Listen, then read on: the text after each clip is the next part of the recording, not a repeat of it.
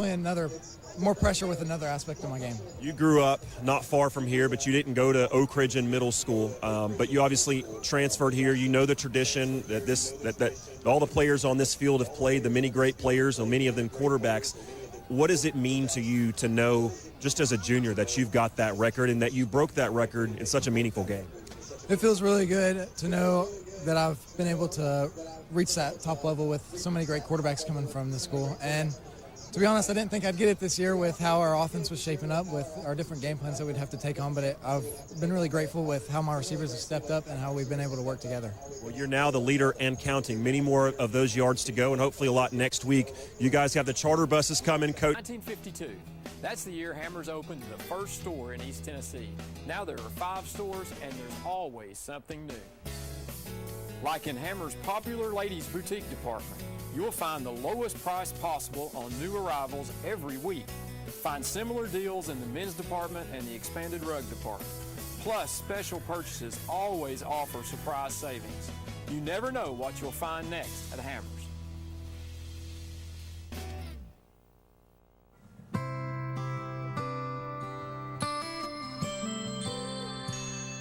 Over 14,000 neighbors live in fear of becoming sick or injured and having to make a choice between putting food on the table or seeking medical care. The free medical clinic tries to take that fear away. What do we help them with? We help them with diabetes, hypertension, any kind of medical need that they need that's necessary. And being in a community with the African American community lets them know that we're here. To me, being an attorney means more than practicing just law. It means pulling alongside my clients and being their partner. It means keeping my clients informed through the legal process, which can be overwhelming. At OAB Law, we stand with you because communication is key. Get ready for the ultimate celebration at the Free Medical Clinic of Oak Ridge. New Year's Eve 2025 countdown. First ever ice skating rink. Live bands rocking the stage. On December 31st at 8K Bissell Park, Oak Ridge. Food trucks. This is free to the public because of our amazing event sponsors. Bring your lawn chairs. Ring in the new year with their family and friends. Enjoy spectacular fireworks show that will light up the sky. Don't miss the grand finale, the epic T-Cat Harriman, one-of-a-kind atomic ball drop at midnight. For more information, go to fmcor.org. At Ferris, we want you to get the most out of your time and end each day feeling good. That's why we pioneered exclusive lawnmower suspension technology, allowing for full-speed mowing, even over the roughest terrain. Grow your business by getting more done in less time with Ferris. Ferris. Work hard, feel good. Found exclusively at independent Ferris dealers. What does strength in numbers mean to you? At Covenant Health, it means we see nearly 2.2 million visits annually. It means our 13,000 dedicated experts are all working together for a common goal. With over 150 locations throughout East Tennessee, you'll always find an open door to care, because we are committed to being the first, best, and strongest choice for the one number.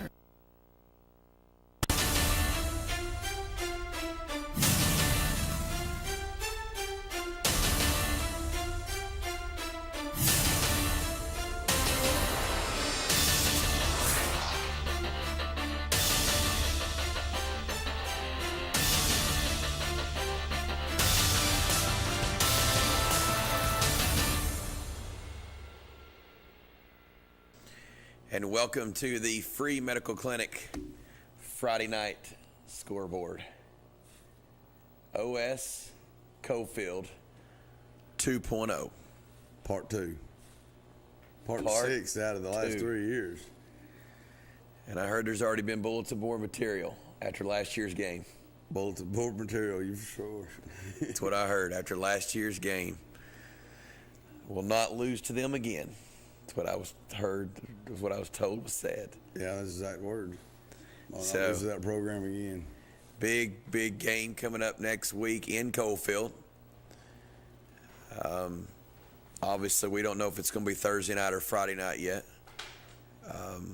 Think that will probably depend on Greenville telling Packer no, that they're not coming to AC on a Thursday night. We're advertising that at AC there you go. You're already advertising AC Greenville here at BBB Tweet because I knew Greenville wasn't playing on a Thursday night. I didn't know about AC. I don't really talk to anybody up there much about that, but I did know that Greenville was not going to play on Thursday night. I would say Anderson County would be up for it, but I don't see Greenville coming at all. Yeah. That's just and like I said, we won't get on that tangent, but that's why I don't see Oliver Springs doing it. Last time you played on a Thursday night, you played like crap. Yeah. Last time Greenville played Alcoa on a Thursday night, they didn't look good. Yeah. Got out of their routine, didn't look good. Yeah, routine's big. Yeah, very big. With kids and even me. I mean, I'm a nature. I just nature the beast type guy on a routine. East Hamilton wins tonight. That will be Oak Ridge's opponent after Oak Ridge wins a big game tonight. I think they got up one time 27. Yeah. McMahon comes back and scores 20 unanswered points, and they get an interception late in the game to win 27-20. Wow. Yes. I didn't know it came back like that. So McMahon was driving to make that game tied. But shout out to Oak Ridge for winning that ball game, because I've talked to a lot of people this week, and nobody gave them a shot. I mean, there's a few people that did, but for the most part, a lot of Dragon fans didn't think they was going to. Here's what I'll say. I think Oak Ridge has a little bit of the personality of their coach. Right. And I think he's had success in the postseason everywhere he's been. And I think he puts a good game plan together. Yeah. And then they trust what he's doing, and he believes in what he's doing. And it's kind of one of those things. Well, everything they're going through, and he's holding it together. I mean, he got a chance to go to the semifinals. Yeah. Well, and what's funny to me is I think a good coach is able to adapt to what he has, but not worry about what he don't have. Right. I think that's what makes good coaches. And you can't preach toughness to your kid and then be worried about what you don't have. Right. So that goes hand in hand there. But congratulations to Oak Ridge on a big win. I'm sure we'll have some post-game interviews coming in from DJ a little bit later.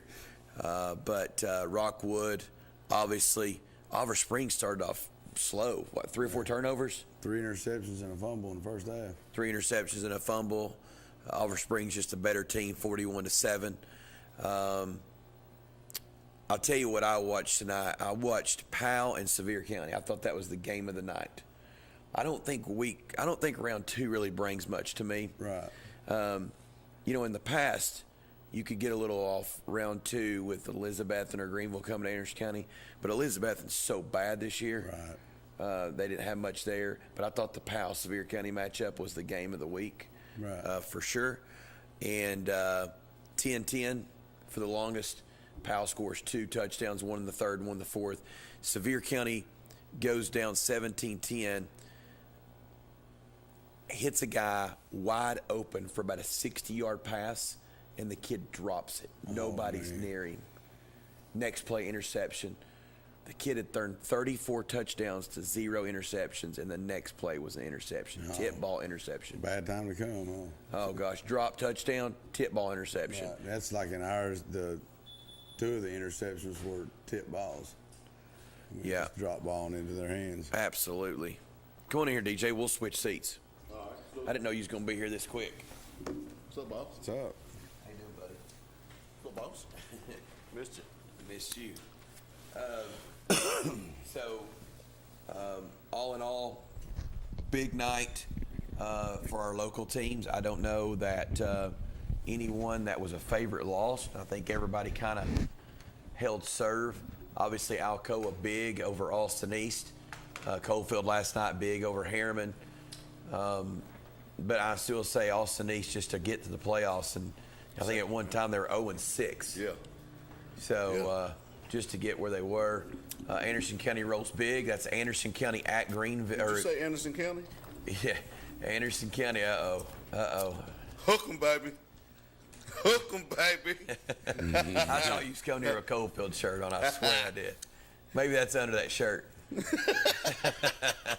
I thought I'd sort of be, the house divided right here tonight. I thought you two would be. No.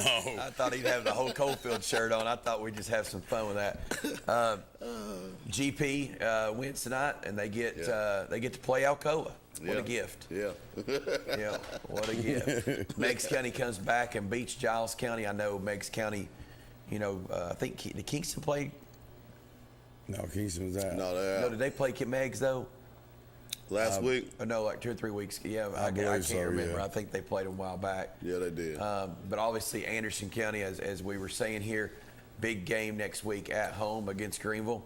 I think we talked on the show week 1 or week 2 with the transfers Anderson County has in. I think they were destined. I thought they were the team to beat in 4A. Yeah, they said that since day one. Yeah, I thought when they got the quarterback in, a couple of the kids from Campbell County came with him, and I thought that made them probably the front runners to win that, simply because I think quarterback play, the style of these two teams next week are going to be so different. Going to be so different. Yeah. Their quarterback tonight at Greenville, I want to say, and I don't want to say this wrong. I think he rushed for 307 yards on 24 carries. Wow. Yeah. Carson Quillen, 24 carries, 307 yards, 5 TDs against Gibbs. Wow. And they were down 7-0 in that game and outscored Gibbs 48-3. Tell you what. Go ahead. No, go ahead. At least we know where Gibbs stands in 4A. Yeah. Yeah. I mean, they had a good season, but they had a great season. But two big dogs. Yeah. Yep. They're still out there playing, aren't they? But there's a tornado coming. The tornado's coming next year, ain't it? Yeah. It's a warning, right? By the way, you got 2 highlights. Your boy? You do, yeah. I got 2 highlights already? Yeah. Yeah. I sent them to you. Guys, tune in. We got highlights coming through. Yeah, and I know we got about a 4-minute highlight segment we're going to play for Jett tonight of Coalfield beating Harriman. I was told that when I walked in the studio. Special segment for Jett. I was at that game. Hey, I watched it till halftime. Me too. I give them my $10. So 27. Did you video for Brad tonight, or did you go to the Oak Ridge game? Oak Ridge. Tell us a little bit about that. I mean, it's 27-0, right? Or 27-7, which one was it? 27-0. 27-0. And they came back 27-20. They went in halftime 24-0. Okay. Got a little field goal, I think, after halftime. And McMinn County scored. Put a little point on the board. Then kick it off. I think we wound up giving it back to them. And they drove down and scored again. And they picked on this one side and scored again. Then they kicked the onside kick, the most beautiful executed onside kick that I've ever seen in my life. Recovered it, score again. Gosh, no. Score again. Next thing you know, it's 27-20. Can I stop you? Yeah. I've given bad information on the air. I walked in here, and Sevier County was beat 24-10 with less than 4 minutes to go. Sevier County just took a 25-24 lead over Powell. Yeah, right. Oh, wow. Powell has thrown an interception. Sevier County will advance to face West in the 5A quarterfinal, 25-24. That was like the Oak Ridge and McMinn County. Are you serious? That game was over. It was over. I turned when I was coming across the intersection over here at Kroger, I turned it off. It was 24-10. I stopped watching it. I stopped watching it. 25-24. Sevier County picks off Rogers. Powell was in field goal range when the interception was thrown. Oh, man. Wow. That is unbelievable. We will have to hear from Mr. 5-Star Preps, because I seriously stopped watching the game because I thought Sevier County might score to make it 24-17 because they were about the 20-yard line. Right. But I thought, there ain't no way. No, it was like 4 minutes to go. Not in high school football. No. It was 4 minutes to go, 24-10. That's right. Fourth quarter. When they got the ball back. Right. Are you kidding? Yeah. I'm just reading it. I'm sorry. Yeah, because I was getting ready to talk about the West Powell rematch, and there will be no West Powell rematch. You know, and I had Sevier County winning that ball game. I think a lot of people underestimate them. I thought they're a really good team. They've been playing. They're big. My goodness, they're big. But then Deuce Rogers and the boy played, Connor Wheeler. Yeah. He's a monster, man. But, Sevier County's running back played tonight, Avere or whatever. I was about to ask you. Yes, he got to play tonight. Okay. He was not released on Tuesday and played football tonight. Wow. So it was either his decision, mom and daddy's decision, or he went back and, today or yesterday and got another checkup and was released. Second opinion. Second opinion. That is unbelievable. I don't believe I'm hearing that. Wow. I mean, it's just like me sitting there and watching Oak Ridge. Coach Rain came in with the best, the absolute best game plan. So I don't know letting them come back was part of his game plan or not to make it exciting. Probably not. But the best game, I'm talking about, I've never seen Oak Ridge look so solid, down with so many injuries. They came in and they was picking and pecking and punching and fighting, and everything that they wanted to do worked. Defense, they were shutting everything down on defense. No fly zone, no run zone. It was amazing. And to see that happen in the fourth quarter, that comeback was in the fourth quarter, guys. Wow. Comeback was in the fourth quarter, and it looked like they was going to run in there and score another touchdown to make it 27-27 if they make the field goal. Threw a pass towards the end zone. 4-year starter, Dallas Frent, came out of nowhere. Big boy interception. We get the ball, 2:45 left to go. We get the ball, 2:45 left, and it was a 3-and-out. So they get the ball again. and that's when you're just like, are you kidding me? Man, can we not get out of here? The momentum is the momentum switch is right there. Yeah. But hats off to Oak Ridge. Right, with the injuries. But they came out with a game plan and they believed in what they were doing, and they smacked McMinn in the mouth. You can say what you want to. Beating McMinn earlier, it hurt McMinn more than it helped Oak Ridge. Right. McMinn wasn't sure, and all of a sudden you get up like that, and they're like, oh, here we go again. Right. And like we were saying earlier, way to Coach Rain keeping his team together, keeping composure, not panicking, just going in the playoffs to keep pushing. Now they're in the quarterfinals. Now they're in the quarterfinals. And they got a good shot at going to the semifinals. Well, we got to drive to East Hamilton. Mm-hmm. Hey, there ain't nothing wrong with that. Yeah. That's a beautiful place. It's not like you're having to go you're basically going to Ottawa. You can get off right there. We played a region basketball game down there 3 years ago. Awesome new campus. Yeah. Cool place to play. And just, near Hamilton, play small, but it's not a hard travel. East Hamilton, when's the last time they played in a quarterfinal football game? It's been a minute. So, it's been a minute. I used to And I thought Leno City was going to give them a better game. It looked good at first, and then they kind of took off. Yeah, I used to tell people Aaron County was in the Pizza Plus League. Now it's Oak Ridge. Not anymore. Yeah, so no, not anymore. Not anymore. Enjoy. They went from the Pizza Plus League to first class. Yes, they did. First class. I wonder who paid for that. I don't know. The NIL deals come with that? I don't know. I will say this about that. And we'll get into, we've got our region stuff printed off, and I'm sure people want to hear about that. But to me, after looking over the regions, because I looked over them yesterday, and they've got to be approved, obviously, coming up on the 21st. But I will say, our state is not big enough for 4 classifications in baseball, basketball, and it's not big enough for 6 classifications in football.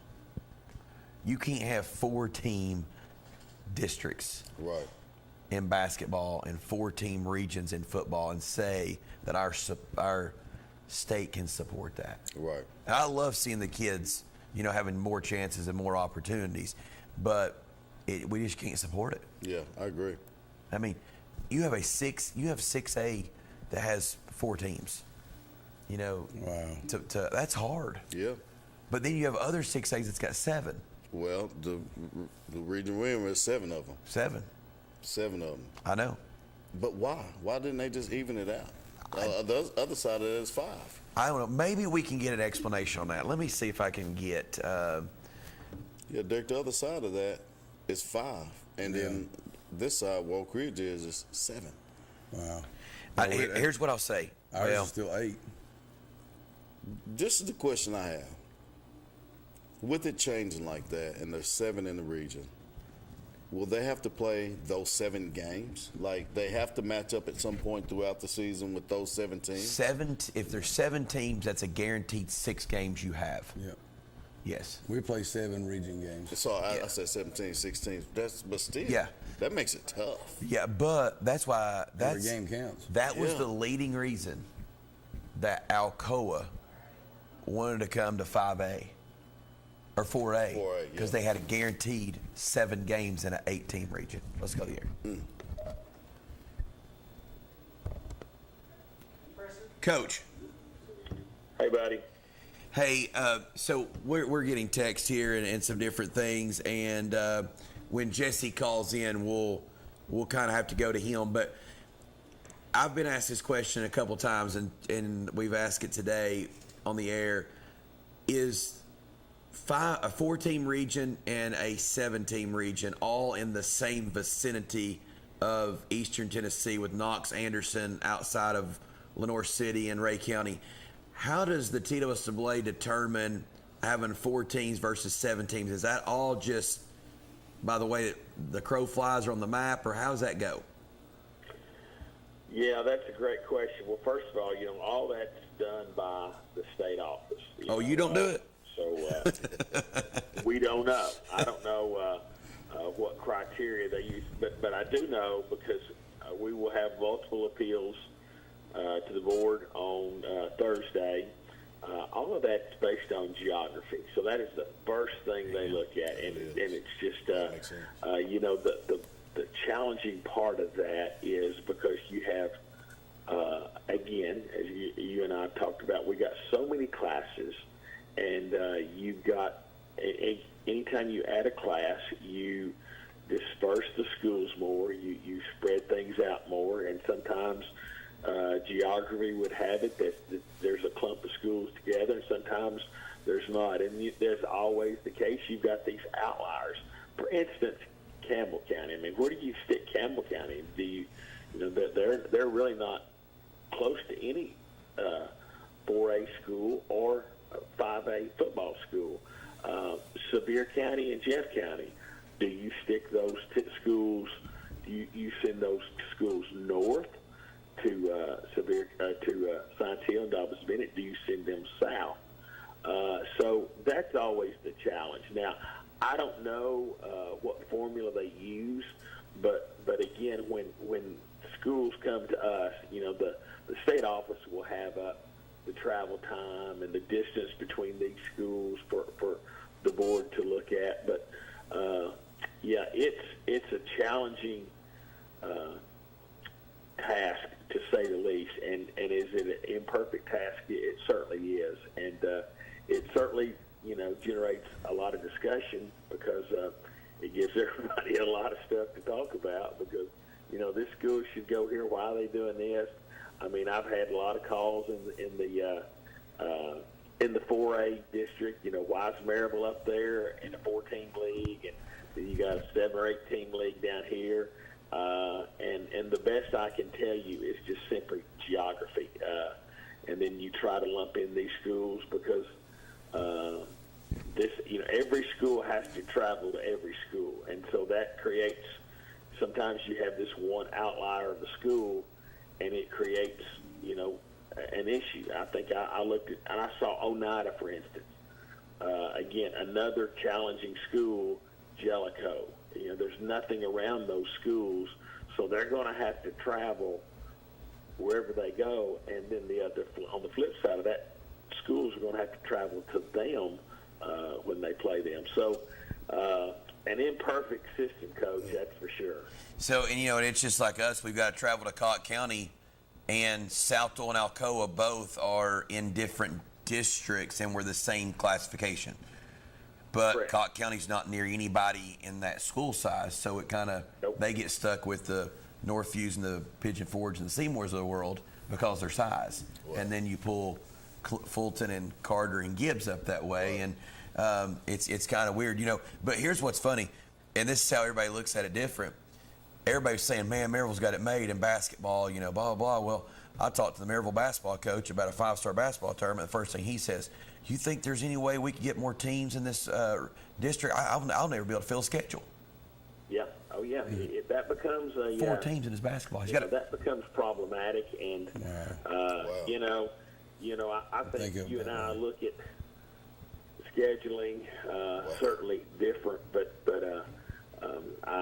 we've always been of the mindset, again, let's get as challenging a regular season schedule as we can get. That basketball, it's a tournament sport, unlike football, and let's play as good as we can get, and let's be ready come February and March. Let's be ready to go. Football is a little bit different, but football is just different than any sport we have because, number one, it's the only sport that plays on Fridays, and they only play one day a week. So it is different. And but yeah, there's I don't know that's Maryville's in there. Everybody says, well, they just got a 4-team league, but also they're going to have to wade through Dobbins Bennett and Science Hill, and those guys got a pretty good, they got a pretty good history too. Yeah. How many basketball games do you have to schedule outside of the 2 Christmas tournament or the 2 tournaments you're allowed to play in now? Or is it 3 tournaments you're allowed to play in now? I think they gave us an extra tournament this year. I'm usually about the time you get your tournaments done, it's about 10 or 12. So and that's not counting that is counting your region games, isn't it? Yeah, or district and games. Probably, I guess with actually probably less than that, Coach. Probably, I'm guessing maybe with the extra tournament they gave you, probably maybe closer to 7 or 8. Gotcha. Because he told me the other day he's worried he's going to have to find around 12 to 15 basketball games with only having 6 region or district games. Well, so close, I guess. Yeah, he can probably supplement that with tournament games, so that would be 6. Well, that's probably about right. I mean, now you figure in if each tournament counts as 2 games, so 6 district games and then 6 games in tournaments, that's 12 games, and you get 24. So yeah, that's about right. Yep. Yeah. Well, hey, thanks for calling in and giving us that information. Everybody's always got questions about it, and nobody's ever happy about the total. Oh, buddy, my phone has not stopped ringing since they released those around 1 o'clock on Thursday, and yet nobody.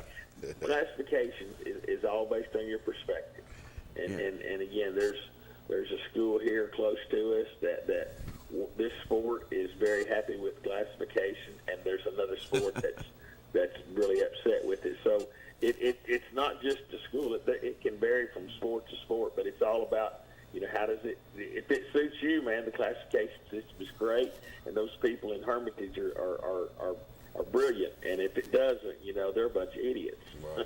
Well, the good news is it's your fault. That's right, always. Yeah, it's your fault. You control the districts, the regions, Mr. Football, and everything else. Yeah, people think that, I don't know when I got time to do anything, man. That's right. All right, Coach. Well, have a good one, and good luck tomorrow at your scrimmage. See you guys. See you. And I knew. Who was that? That's Coach Wright. Okay. He's on the Tennessee TSA Board of Controls. Okay. So that's why people start calling him. It's one of those things where you're on that board, and literally people think you're the one doing the classifications. Like right here, not much change overall, but I was reading something the other day. Sunbright. Right. Think about that. Sunbright is in the same. Well, yeah, the same county as Oakdale. Yeah, they're north. I mean, they're not northwest. Sunbright is in the same county as Oakdale and Wartburg, and they are not in the same region. No, they just this is their first year out. So if you have 9 teams in that region, that means you'd only been able to play 2 non-region games this year at Oliver Springs. And one of them's going to be Kingston. And one of them's going to be Kingston. Yeah. So, I mean, if you look at that schedule, I don't know how they pulled Sunbright. And I would say Sunbright's going to appeal that. I would kind of thought maybe Sunbright asked for it. Really? I don't know for sure, but it gives. So Sunbright is. They have to travel further, but they can compete better. And I'm not taking anything away from them. It's a small community up there, and they are. They got their youth club back, and they'll start building it back. But Wartburg had to go somewhere. Oh, I agree. That's what's. I agree, but if you look at the Sunbright. Oh, I get it. If you look at the Sunbright travel, they're going to have to go to Cloudland every other year. Every other year. Yeah, and that's the closest. Will you go back to that last slide? The closest trip Sunbright will have on a bus will be an hour and 5 minutes. Oh my goodness. Jellicoe? And that's Jellicoe. But they wanted to go over there. Well, we don't know that. That's what I heard. Okay, you've That's heard what I that. heard too. That's but what I I'm heard. not 100% They on wanted that. to go over there. They wanted to get away from. And I was surprised that we didn't lose some. Well, I'm not surprised. There's some people surprised that Oakdale didn't go with them. Well, Oakdale might not want to make that travel. Jellicoe wants a chance for the daggum get some wins and make it to the playoffs. Yeah. And I think on that side is going to be their best shot. I mean, look at Region 2. Yeah. Yeah, no, I understand that. I just didn't know. When I was looking through that, I had no idea, and no one had said, hey, Sunbright wants to go. But when I was like, what in the world is going on? All right, we can go to the next one there if you want to. We'll just try to stay in our regions, local. That one, that right there shows you we do not have enough we have too many classifications. Right. Right. In our state, we can't support. Is that Jesse? Yes. Okay. Can't support what's going on, and we'll get right back to this in a second. 25-24. I stopped watching it coming across the intersection, coming to the show. Can you tell us what happened in Sevier County, Powell? Yeah, I mean, Powell goes up 24-10, gets a touchdown there in the fourth quarter, and by all signs that are watching that game, I mean, they pretty much owned that game, even though they didn't have just a tremendous lead. Powell got the touchdown there in the fourth quarter, go up 24-10, and you're thinking, okay, well, they're going to salt this one away. There's 3 minutes and some change left, and they're going to go on to play West in the state quarterfinals. And Sevier County takes a real kind of long, methodical drive down the field, cuts it to 24-17, and you're still not thinking Sevier County's going to win this game, because Powell's defense has had its way with Sevier County for the better part of 3.5, almost 4 quarters. And Sevier County goes for the onside kick, they get it, and then like next play, they go down the field, Cooper Newman throws a touchdown, and it's game on, and there was a penalty that moved Sevier County close enough to consider going for 2. They elected to go for 2 with about 1 minute and 8 seconds left. They get that 2-point conversion on a run. They're up 25-24. Powell returns the kickoff to the 50-yard line, and they have an all-state kicker in Dylan Stooksbury, who's a Mr. Football semifinalist. He's already made a long field goal in this game. His career long is like 53 yards, so they don't need many yards to get him a look. They move into field goal range. They're within the 30 to 40-ish kind of yard line of Sevier County, and Powell's still throwing the football down the field, and then they throw a little short out pass that gets intercepted and into the game. And just a gut punch if you're a Powell fan, an feeling of elation. If you're a Sevier County fan, they're 12-0 now going to the state quarterfinals. Wow. A game that went from just forgettable to unforgettable in a matter of minutes. Wow. I'm serious. I was 24-10 and Sevier County was driving. I had to be 3 to 4 minutes left in the game, and I was on my way here, and then all of a sudden you tweeted 25-24 interception. I was like, guys, we got to make an announcement here. Fake news. Fake news. Hey, stop. No pun intended. Oh, he don't know. He doesn't know. He doesn't know. 24-10, even the TWS Way to go, DJ. Leave it to you, baby. I mean, they're updating their brackets online, and it had Powell at West in the state quarterfinals next week, and it was just almost a foregone conclusion that Powell was going to win that football game. Yeah. And that's a loss that's going to stick with them for quite some time. Wow. Man, my wife just said, can we buy Sevier County's pregame meal next week before they play West? I like that. Jesse knows. Oh, man, she's ready. Yeah, it was definitely, again, I mean, there's people voicing all kinds of opinions on social media, and it's again, one of the more just wild finishes of the night in the second round. Wow. Unexpectedly. Wow. Yeah, that was. Now, you just put out a pretty good tweet here that I'm obviously, everybody reads this, your Twitter, but just to fill these guys in, what a slate of games next week for the quarterfinals. I'll let you talk about these just a little bit. Oliver Springs at Cofield, GP at Alcoa. That probably is the interests me least than any. Greenville at AC, Sevier County at West, Oak Ridge at Hamilton Heights, and Bearden at Maryville. Wow. Yeah, so Bearden at Maryville, 6A matchup there in the state quarterfinals. Maryville handled Science Hill easily tonight, and a little bit of a surprise because in the regular season, Maryville had to win that game in the final minute. And we didn't know tonight if Price Davis, the star running back for Maryville, how much he'd be able to go. He only touched the ball 3 times last week. That's their senior running back, college football of commitment. And he had a really nice game tonight, but Will Jones threw the football well, the sophomore quarterback at Maryville. He ran the football well. And there were a couple other backs that kind of picked up the slack a little bit and kind of complemented Price Davis's night. So Maryville advances. Bearden plays up at Dobbins Bennett tonight. They win handily. And Bearden's playing his best football of the year right now. So that game carries a little more intrigue than it did in the regular season. Who played quarterback? I didn't get to watch that game. I'm guessing DJ Hunter. I mean, he played flawless football in the first round of the playoffs. I don't know why you'd start anybody else. Yeah, absolutely. Jesse, is this the first time that you can remember East Hamilton being relative in football at all in the last 10, 15 years? Probably. I mean, I might be wrong on that. They may have popped up here and there, but typically we're not seeing our teams from this area play East Hamilton in meaningful football games in the third round of the playoffs. And they have a great tailback. That's been what they've had all year. There's not much else besides that. I mean, he's a guy that's going to be closing in on 2,000 yards very, very soon, if not next week.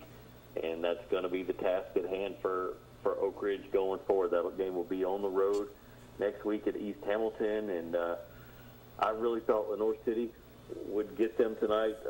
That defensive staff at Lenore City, every time they play a big-time running back, whether it's Deshaun Bishop or whatever, they find a way to get it done and to limit productivity out of the backfield, and that just didn't happen tonight. Yeah, Blaine Stansbury is the all-time leading passer for Oak Ridge, over 4,000 yards and counting. One more year to go. Wow. Yeah, Dang. they just announced that tonight. I thought that was interesting. Yeah, he played extremely well tonight. And DeMillion Porter, a guy that we know for his running ability, I think he had, 85-something yards tonight, but he really helped out big time in the Oak Ridge pass game. He had over 100 yards receiving. And when you're down Will Presley, and I think I saw Malik Howard might have got a catch tonight, so that's probably good for Oak Ridge to see him back. But when you're down your big playmaker and you can find somebody that can pick up the slack in the receiving game, that's what DeMillion Porter did tonight. And the last few weeks, guys, I mean, Oak Ridge has struggled to score points at all. And you look in the box score and you see Blaine Stansbury throwing for 75 yards or 87 yards. Tonight looked more like Blaine Stansbury productivity, 287 yards passing the football, and that's a positive sign going forward for Oak Ridge. Hey, Jesse, DJ went to the game and he said that Howard. So what happened is what they've done is Big Tim Walters, the big lineman with the offers, junior this year, he's actually wearing number 3 ever since Howard went down. Oh, okay. And they got a package where he came out the backfield and caught the ball. Oh, wow. Yeah, Big Tim got a pass today. Big Tim rolling. Whoa. So the stat keepers incorrectly said Malik Howard played or caught a pass tonight? Yeah, it was the right number, wrong person. I got you. Well, I mean, I was shocked to see Malik Howard's name in that box score that they sent me tonight, so I'm glad you clarified that. I appreciate it. Yeah, I don't think he's coming back this season. I don't think, but I did hear rumors are that Will Presley will be back next week versus East Hamilton. It's what he broke his collarbone. Is that what Will Presley did? Yeah, I believe so. Those are definitely injuries you can return from. You just have to be very, very careful not to come back too early. I always think of Amari Rogers at Catholic. He broke a collarbone, tried to come back early. He broke it again, and you just don't want to break your collarbone twice, and it just becomes a real issue for you in your career going forward. Jesse, is there anything that stood out tonight to you that was like, wow, that really shocks me? I know the comeback was one thing. I mean, did Anderson County's dominance over Betsy, did Greenville's dominant over Gibbs, did either one of those things shock you at all? Maryville over Science Hill? I mean, I didn't think Maryville would blow Science Hill out 42-7. I thought that might be more like a 28-14, 28-21 game. Woo. It shouldn't shock me by now, but the way that West was just mentally and emotionally locked in tonight, that grabbed my attention. And maybe it was because I was there for a good part of that game. And if you looked back 2 weeks ago, and West is struggling to beat Halls. Yeah. They've turned the ball over 5 times. They can't get off the field defensively. Halls has a chance to beat them in overtime. It goes for 2. They don't get it. And so I guess on the surface, I expected another tight game. And it was 21-0 West in a hurry tonight. And they just absolutely pressed the mute button on a really good Halls offense all night long tonight. And it just shows you how far that program continues to come under Lamar Brown and how he can get that team where it needs to be mentally at the perfect time of the year. And it's amazing. I went and watched Powell and West play. The physicality that West had over Powell was just like, it was impressive. I was like, hey, we're the big boys out here. Yeah. We're going to run it down your throat. And really, they probably should run it more down their throat. But anyway, every time that boy goes back to pass, I cover my eyes. But it really is impressive. You're right, physicality. He's put a stamp on that program, and they're going to win with defense and physicality and run the football. Yeah, and it's going to be fun to watch that defensive secondary that West High School has, which is as athletic as anybody in the area, go up against a quarterback in Cooper Newman, a sophomore. He finally threw his first interception tonight. He entered the second round with 34 touchdowns, 0 interceptions, over 200 passing attempts. I think just trying to make some things happen. As I mentioned, Powell's defense controlled that game for a majority of the night, and I just finally got one that out of control, and Powell intercepted it, and I don't know, maybe that frees him up even more. But that will be the best secondary that he will have faced next week when he sees West High School. Absolutely. Well, Jesse, thank you much, man. I just got a text. Oakland beats Mount Juliet 35-28. Yeah. Come back and win that game. Yeah, come back and win that game. So, hey, thank you for all you do. We appreciate it. I know you got a lot going on, and next week will be a lot of fun. You'll have a lot of fun this week leading up to that, and it kind of gets real now. Yeah, absolutely. The quarterfinals are always my favorite round of the playoffs. It just the field has been whittled down big time. The drama, the tension, the nervousness, it's all there. You can just feel it in the stadium. So definitely looking forward to round 3. Hey, Jesse, did he tell you you're supposed to give me my media pass?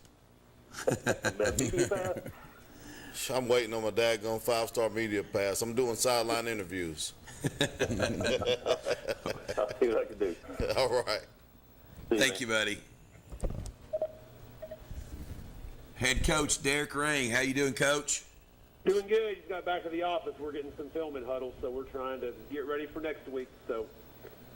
Yeah. So Coach, you came out with the best game plan that I've ever seen you come out with. Amazing execution from your players. Second half, I told the boys here in the studio with me that you planned that too, to let them come back just to make it an exciting game. Tell me that's the truth.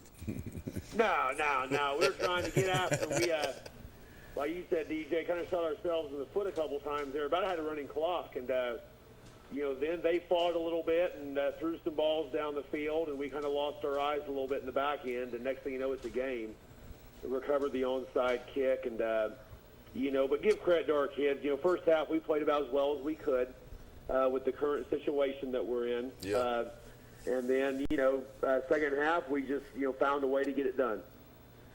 Absolutely, Coach. Talk about a few of your players. I know y'all had a big night and got off to a really good start, and talk a little bit about that. And then second thing is talk just about the culture of your team and how you've always been able to just to rally the troops no matter the situation and have good postseason runs. Yeah, like I said, talk about the team piece of it. I think offensively, Blaine Stansbury had a big game, around 300 yards passing, 20 of 25 on the day. Adam Washington made some big plays in the throw game. Yeah. Demillion Porter, when he played, he cramped up. He was being used so much in the first half, running the football and receiving the football. those guys kind of, carried the offense a little bit. And, of course, the offensive line always does a great job, from left to right. Then defensively felt like it was just a collaborative effort.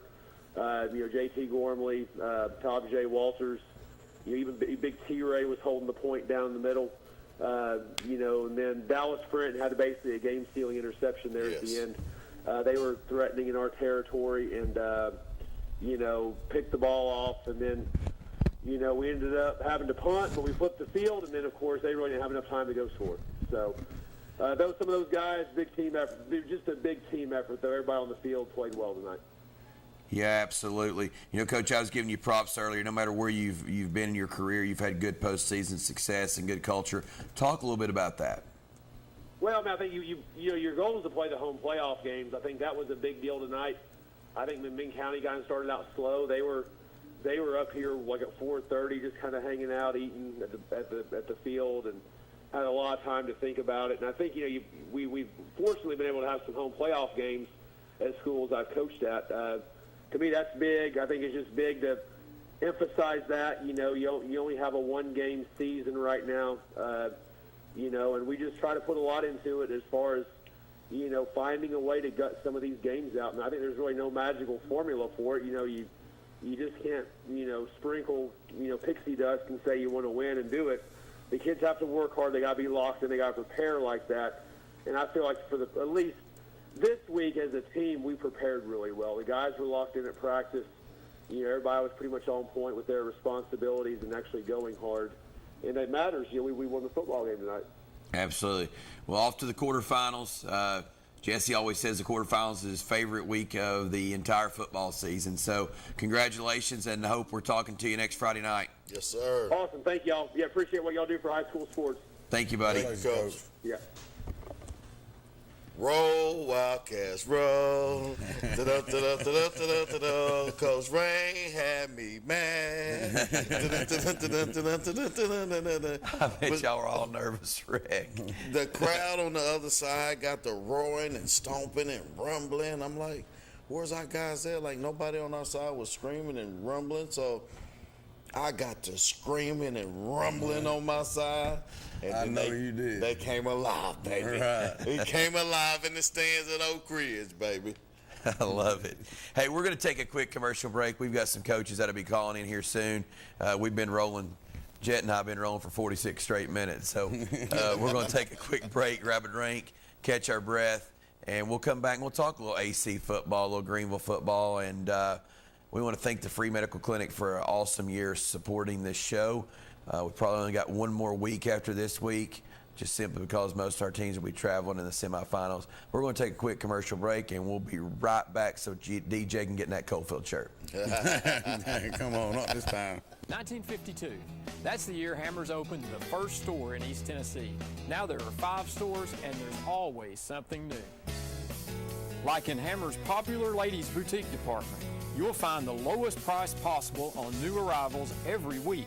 Find similar deals in the men's department and the expanded rug department.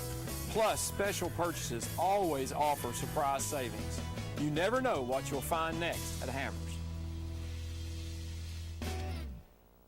To me, being an attorney means more than practicing just law. It means pulling alongside my clients and being their partner. It means keeping my clients informed through the legal process, which can be overwhelming. At OAB Law, we stand with you because communication is key.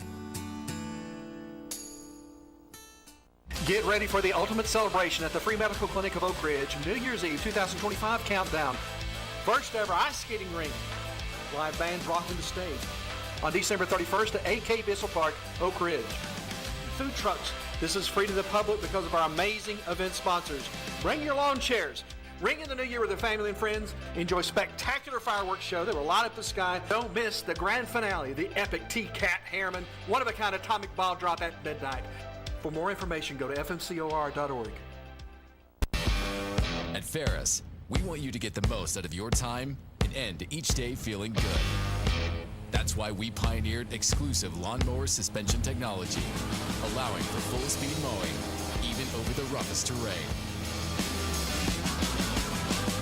Grow your business by getting more done in less time with Ferris. Ferris. Work hard, feel good. Found exclusively at independent Ferris dealers. What does strength in numbers mean to you? At Covenant Health, it means we see nearly 2.2 million visits annually. It means our 13,000 dedicated experts are all working together for a common goal. With over 150 locations throughout East Tennessee, you'll always find an open door to care, because we are committed to being the first, best, and strongest choice for the one number who matters most. You. Covenant Health. Let our strength be yours. 1 in 7 people will need a blood transfusion during their life. That's 1 person every 2 seconds receiving a life-saving product. At Medic Regional Blood Center, we are the primary blood provider for 25 hospitals in 23 East Tennessee and southeastern Kentucky counties. Started in 1958, Medic has been serving Knoxville and the surrounding areas for 66 years. For 1 hour of your time, you can save a life. Visit medicblood.org for more information on blood donation. I wanted to continue my education after high school, but my family and I didn't think we could afford it. Then I found out that Roane State has the options to make college possible. Now I'm pursuing my dreams and will make my family and community proud.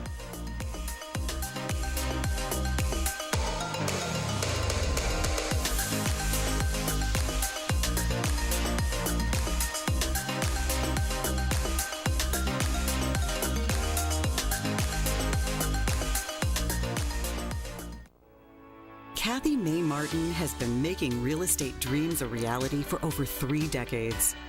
Buying or selling real estate is one of the most important decisions you'll ever make. Choosing the right realtor is next. Thinking of buying or selling? Call Kathy Mae Martin at Coldwell Banker Jim Henry & Associates for all your real estate needs. Rest assured, with Kathy's knowledge and experience, you will be on the winning team. Evans Mortuary has been serving the needs of families in and around Roane County since 1976.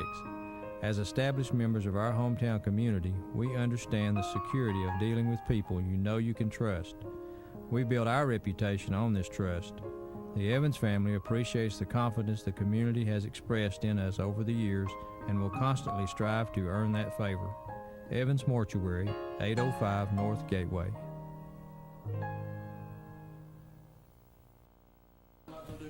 Welcome back, welcome back, welcome back to the Friday Night Scoreboard. And you know what about the Friday Night Scoreboard? Over 14,000 people in Anderson, Roane, and Morgan counties are uninsured. Because of that, they take their time, they donate, and they volunteer. And all you got to do is go to fmcor.org, and you can be a participant in that. Absolutely. They've been a great sponsor for at least 2 or 3 years now, and we appreciate that. Good night for our local teams. Not many of our local teams got upset that we cover. Yeah. I think next Friday night is going to be an awesome night of football. Yeah. You got Oliver Springs, Cofield, like we said. You don't have to say anything about that. You know, that's. Did you expect Herman to get beat like that? Yes. Did you? I'm not saying lose. I'm saying like that. Yes. I thought both of them be blowouts. I thought both of them be running clocks. Wow. When Jesse and I talked Tuesday, you know, we were just chatting back and forth. I said I thought both those games would be running clocks. Now, correct me if I'm wrong. First half, when they played regular season, Harriman versus Cofield, Harriman's up like 24-14, 28-14. It was 27-27 going into the fourth quarter. The final score was 53-27. But they was up at halftime, Harriman. No, it was tied. I'm pretty sure it was tied. I think Harriman was up at the half. Oh, I can remember Cry's dad posting it on Facebook. Oh, they may have been then. And I was like, oh, wow, look at these boys. Yeah. They didn't. But you know what? Cofield came out with a game plan. They got the ball first, and as soon as they scored, guess what they did? Onside kick. Wow. Yeah, they're starting to do that a little bit more than they normally. Tell Biggs he better get his hands. That, go ahead. I forgot what I was going to say now. Got my mind on something. But Harriman just didn't look like they were ready to play. Like they just didn't want to be there. The boys. I mean, and Cofield caught whoever their defense coordinator is caught a perfect blitz on when Harriman was going in to score. Tinker. No, I'm talking about Cofield's defense coordinator. Oh, okay. He called and it kept Hammer from scoring. Yeah. Because the very next play, they pitched it backwards and it landed on, Yeah. So, but whoever, that was a perfect time to call blitz. Yeah. You're right. Blaine Stansberry becomes the all-time Oak Ridge leading passer now with 4,442 yards, and has a whole nother year of football and possibly 2 more games this year. Wow. That's pretty impressive. Shout out to you, young man. Super proud of you. And I should have asked Coach Ring when he was on the phone. The rumors is out that the man, the myth, the legend, Will Presley's coming back next week. That will be huge if he's completely healed. Yeah, I don't know that we would get that out of Coach Ring. He's pretty tight on some of that stuff. Yeah, he is. Yeah. Sounds like Blaine needs to come on Exigent Sports. Yeah, you're right. You're right. Put that little record right up here. Yeah, you're right. We're going to have to get Blaine on Exigent Sports. So we'll just go ahead and talk about Coalfield, Oliver Springs. Can Oliver Springs roll into Coalfield and win? Yes. What's it take? Don't turn the ball over, control the line, and don't let the big play happen. It's going to take their best lineman not to get suspended the day of the game. So that was a key factor, right? The lineman didn't play. That was huge. And he's the best defensive lineman on the field. And offense, in my opinion. And he got a WECO award tonight. So, I think 3-4 pancakes. And he may not be the best. It's just his IQ. It's his whooped the mess out of Oliver Springs. It's a team ball game, but the IQ Luke Treach played with against Oliver Springs, he not single-handedly, but single-handedly picked them apart, man. And my dad said if he needed 13, he got 14. If he needed 26, he'd have got 27 that night. And they converted the second, 44 or something crazy last night. I mean, they just... Yeah. And he's a big boy. He looks like a lineman. He's just a winner. He's a great kid. I mean, say what you want to. He's a winner. His IQ... Great kid, great personality. I don't know for sure, but I would say 4.0 student, close to it. Heck of a baseball player, right? Heck of a baseball catcher. Player. I think he's committed to Lee University over the week. Committed? I think that's what I seen. Gotcha. I know knew that he's signed, but I think he's committed. But I think when you got kids like that, you say what you want. All that matters, but you can't let that dude beat you. Because he's a dude. He's a real dude. And Jaden Bunch, the running back, he's a monster. He's a handful to bring down. You got Waylon Burgess, 6'3", 6'4", out there dunking on people with a football. Yeah. Right? And then you got a sophomore, number 22, Hayden Hedrick, who's coming along. He's getting many yards. He's getting many reps at running back. He's catching it out the backfield. He's doing a lot of great things. You got a guy named Shannon Cruz, or Cruz Shannon. I always get his name. I mean, and their line, like, they are set to go. They have a solid team. And I think if Oliver Springs don't use Jaquan more, they might be in trouble.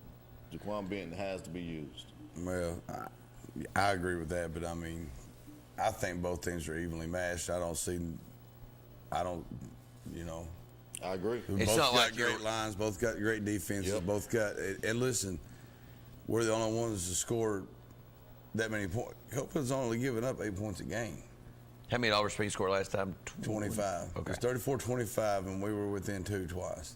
Yeah. Look, when we stopped them on the first drive and they had 3 minutes to go, or 2 minutes, whatever it was, left in the first quarter, we know how to even touch the ball yet. 3 plays later, we fumble. They get the ball back inside the 10, and they score. Yeah. So then you're playing from behind the rest of the way because Coalfield, I mean, they just don't make a lot of mistakes. Yeah, you're right. They play sound football. I mean, and we normally don't. Tonight was, we had 4 turnovers in the first half and still won 41-7. Right. But that's 2 what you over can't 10 do. passes. That's No, what you can't can't do. You can't do that next week. Yeah, the opponent's better, so you got to cut out your mistakes. Yeah, and I'm glad they got that out. Maybe they got that out this week. That's what I was thinking when I read that. The coach told them, you got 24. He told them 24 hours. Enjoy this until tomorrow night. Come Sunday. I mean, he said there ain't no playing around, no goofing off. Let's go. Yeah. I'm fired up. I mean, I can't wait. I'd pay $50 to walk in that gate. I'm sure Kofi would be glad to. No, you'd pay more than that. Somebody tell Brad Jones I'm not going to the game with him. Well, it's going to be on Friday night. Yeah, I'm still not going. Yeah, you're gonna be watching Oak Ridge. Yeah, which you should be. I'm being Chattanooga. I'll cover the show for you next week. Thanks. It's a long drive. We got you though. Yeah. You need to be. That's the place to be. Yeah. Because now, like I said, it's real. I mean, you win a quarterfinal game, you're in a semis, and it's real. You're a game away from, playing in Chattanooga. But I had this text last week. When I walked out, I guess I wasn't checking my phone. Y'all talked about that. We had a guy call in and talk about why is Cofield and Auburn Springs, blah, blah, blah. Remember, y'all use the word culture. Yeah. I was told when I walked out last week that there has been no school in Morgan County benefit more from transfers than Cofield. And we'll move on to the next topic. Oak Ridge, East Hamilton. That's what I was told. He said, I'm born and raised. I've been around forever. There's nobody benefits more from other schools than Cofield. Wow. So culture's good when you bring in 4 or 5 from Wartburg and 2 from here and 2 from there. Yeah. So that always helps. But so Oak Ridge, East Glad Hamilton. you said it. Glad you said it. Well, that was what I was, they said your boys are all over these guys, and I agree with them. Everything they said was right, culture, Little League, but at the same time, it's not like it's just Cofield kids. But East Hamilton, Oak Ridge, we'll move on. Yeah. Big game. I think I would have to say that Oak Ridge is going to be favored in that game. I think history speaks for itself sometimes. And I think if you look at the way Lenoir City played East Hamilton, I think the Oak Ridge fans have to feel good about it. Yeah. If you get Stansbury, Stansbury's probably played one of his best games of the year. He's had just a lot of different receivers and stuff around him. Right. What do you think about the Oak Ridge East Hamilton game, just on paper? I think Oak Ridge, if they get Will Presley back, even if he don't get the ball a whole lot, it's going to draw attention. It's going to give the other guys, they're going to be open. And I just don't. I think that's key. That's it. If he really is coming back, if DJ's right about that, that's huge. And I really think Oak Ridge is going to win anyways. I think they're going to the the semifinals. Not like you, history can repeat itself. When's the last time we heard anything about East Hamilton, right? To stop the running back, it sounds like. I think. And that's. Yeah.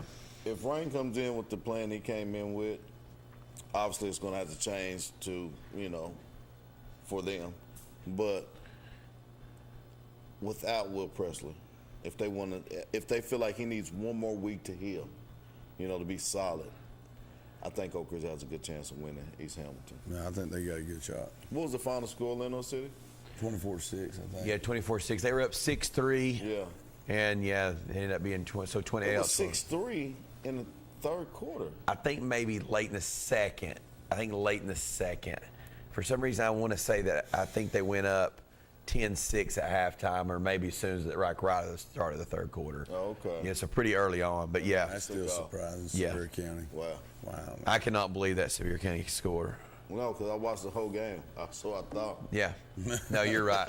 Yeah, I thought it was the game of the night. It ended up being the game of the night. Maybe the game of the playoffs here, if you had to go back and watch that. So Anderson County, Greenville. That has been just an absolute war for years. You had the couple years Elizabethan just dominated. They were good for 2 years and they weren't going to lose no matter who you had. Mm-hmm. You had the run where Greenville was not going to lose. I don't know what year that was. But Lightning and Thunder coming up Friday with those two, man. No. You think so? I think so, man. Where's that game at? At AC. Well. Let's see what we got on the phone here. Go ahead, caller. You're on the air. Coach Spradlin, man. Coach Spradlin, how you doing? Good, man. You? I'm doing good. I had a guy about ready here to pick the Mavs to win tomorrow night, but you called in, so we'll let you brag a little bit. 307 yards tonight from your quarterback running the football. Talk a little bit about your team there and how well they played tonight and how you got off to a slow start a little bit but bounced back. Yeah, it was 307 yards by Carson Quill and had a big night running the football. Comes in here, I think that's fourth all time in rushing yards in a single game in Greenville history. So really proud of him. But it starts, like you mentioned, we started a little slow offensively, but we were able to pick it up, and we fumbled. I think in the first quarter we didn't score. We had like 134 yards of offense, but we were able to get it going in there in the second quarter against a really talented football team. Hats off to Gibbs. They're really talented. But it come down to who was going to be the more physical football team. And they had been talking about that they needed to be more physical, and we came out. We were a more physical football team for sure. Absolutely. Coach, talk a little about your defense. I mean, obviously you gave up a little bit early, but then they just kind of bowed their necks there, and you've always had really good defenses ever since you've been at Greenville. Talk a little about your defense. You know, defense played really good, flew around and made a ton of plays. You know, kind of mentioned before, really good offense that gives runs. It's tough to line up against all the different things scheme-wise that they do, but hats off to guys flying around, making big plays. I think they ended up with like 171 yards of offense, and at the half, I think they had -2 yards rushing or something like that. Just kids are playing really hard, playing physical. A lot of bodies laying around on the ground tonight. So proud about that. I bet you was pacing a little bit early, weren't you? Yeah, you know, we go our way. You know, they're a really good football team. Can't underestimate that. And we're able to, you know, they moved the football, got a good quarterback, and we're able to just continue to play hard and play physical. And, you know, went down 7-0, but our kids kept responding, kept playing hard, and was able to continue to move the football on offense and get on the scoreboard and continue to put pressure on them and make it tough on them to move the ball. And, you know, they got some first downs, but, you know, they were able to kick a field goal on there. We had a few too many penalties tonight. They removed the chains. A lot of times those penalties for just us playing hard, being physical. And, you know, we've got a penalty for pancaking the guy and laying on top of him, and, you know, just stuff like that. When you're trying to get a bunch of high school kids to play hard and play on the level you want to play on them, you got to deal with some of them penalties. Coach, we won't turn you into TLS Play for saying anything about this, but tonight I was just noticing some things. I was trying to watch 2 or 3 games. I watched a kid get removed for a wrong towel. Does officials get a little tight on uniforms and knee pads and all that stuff? Do they go over that in the pregame with you all, or can they just pull that out of their hat sometimes during the middle of a football game? Yeah, you know, that's something they cover during your pregame. That, you know, it's got to the point you can't have, if you've got too much stuff, like if my kids, obviously, you got to know which towel is yours. So we've got a coach that's got an embroidering thing. He'll put your number on that, and he put a Green Devil head on there. Well, if you got both of those, they take you out of the game. Yeah. So, I mean, Wow. anyway, Coach, I'll tell you why I asked you that question. I'll tell you why I asked that question. It was 4th and 2 tonight, 14-7, and Grace is driving the football about the 22-yard line, and they take the starting running back from Grace out of the game because of his towel. Yeah. I mean, there's more stuff that needs to be addressed. You think? Something like that. Yeah, come on. So, yeah, I mean, it's just like state basketball tournament. We get down there, we wore the same undershirt every night. We go to the championship game. They make them turn them inside out because they said they could see a little bit of a reflector on the right shoulder of the Adidas stripe. Halftime, we went in and switched them back, and we're good to go. Nobody ever said anything. It's ridiculous. But, hey, Coach, a little bit real quick before we bounce here because I know you're busy. Anderson County Greenville's been really good for a long time. Just a few words about that rivalry and what that's become and how exciting that is for both programs. In high school football in East Tennessee, you will talk about 4A football, you got to talk about both of those programs. You know, it's 2 programs that's really been a lot of people invest in these programs. A lot of time and effort go into these programs. You know, I heard somebody say earlier, since probably 2017, that both of these programs, besides like 1 year, have been represented in the state championship between us. And obviously, you throw Elizabeth into that talk as well. But, you know, it's what high school football is about. It's going to be a state championship type game in the 3rd round. Coach, I'll see you next Friday night. All right, man. Looking forward to it. It'll be loud over there. I've never heard speakers that loud in my life. I was over there first or second. They'll crank them up even the extra for us. I'll make sure. I'll let GT know you're a little deaf so if we can get him a little loud. On that for sure. I have to tell him. We're going to have to crank that down a little. It's loud. Jesse's ready for it. He's got his ear. Hey, get a Go Devils on that big loudspeaker at least.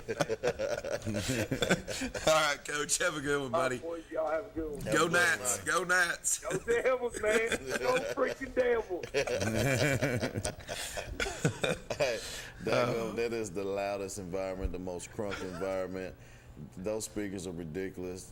The horns are ridiculous. They're ridiculous. The fireworks are ridiculous. It is the greatest show on turf. When they say that, it is true, man. I've been to a lot of football games, and the next thing comes close to high school football from Anderson County is UT football. It's funny. We got a reporter. I can't stop laughing. He sent me a text one night. He said, I should get paid double. I'm going to go to get my hearing checked, buy some earplugs, and get some gummies before I go back to Anderson County.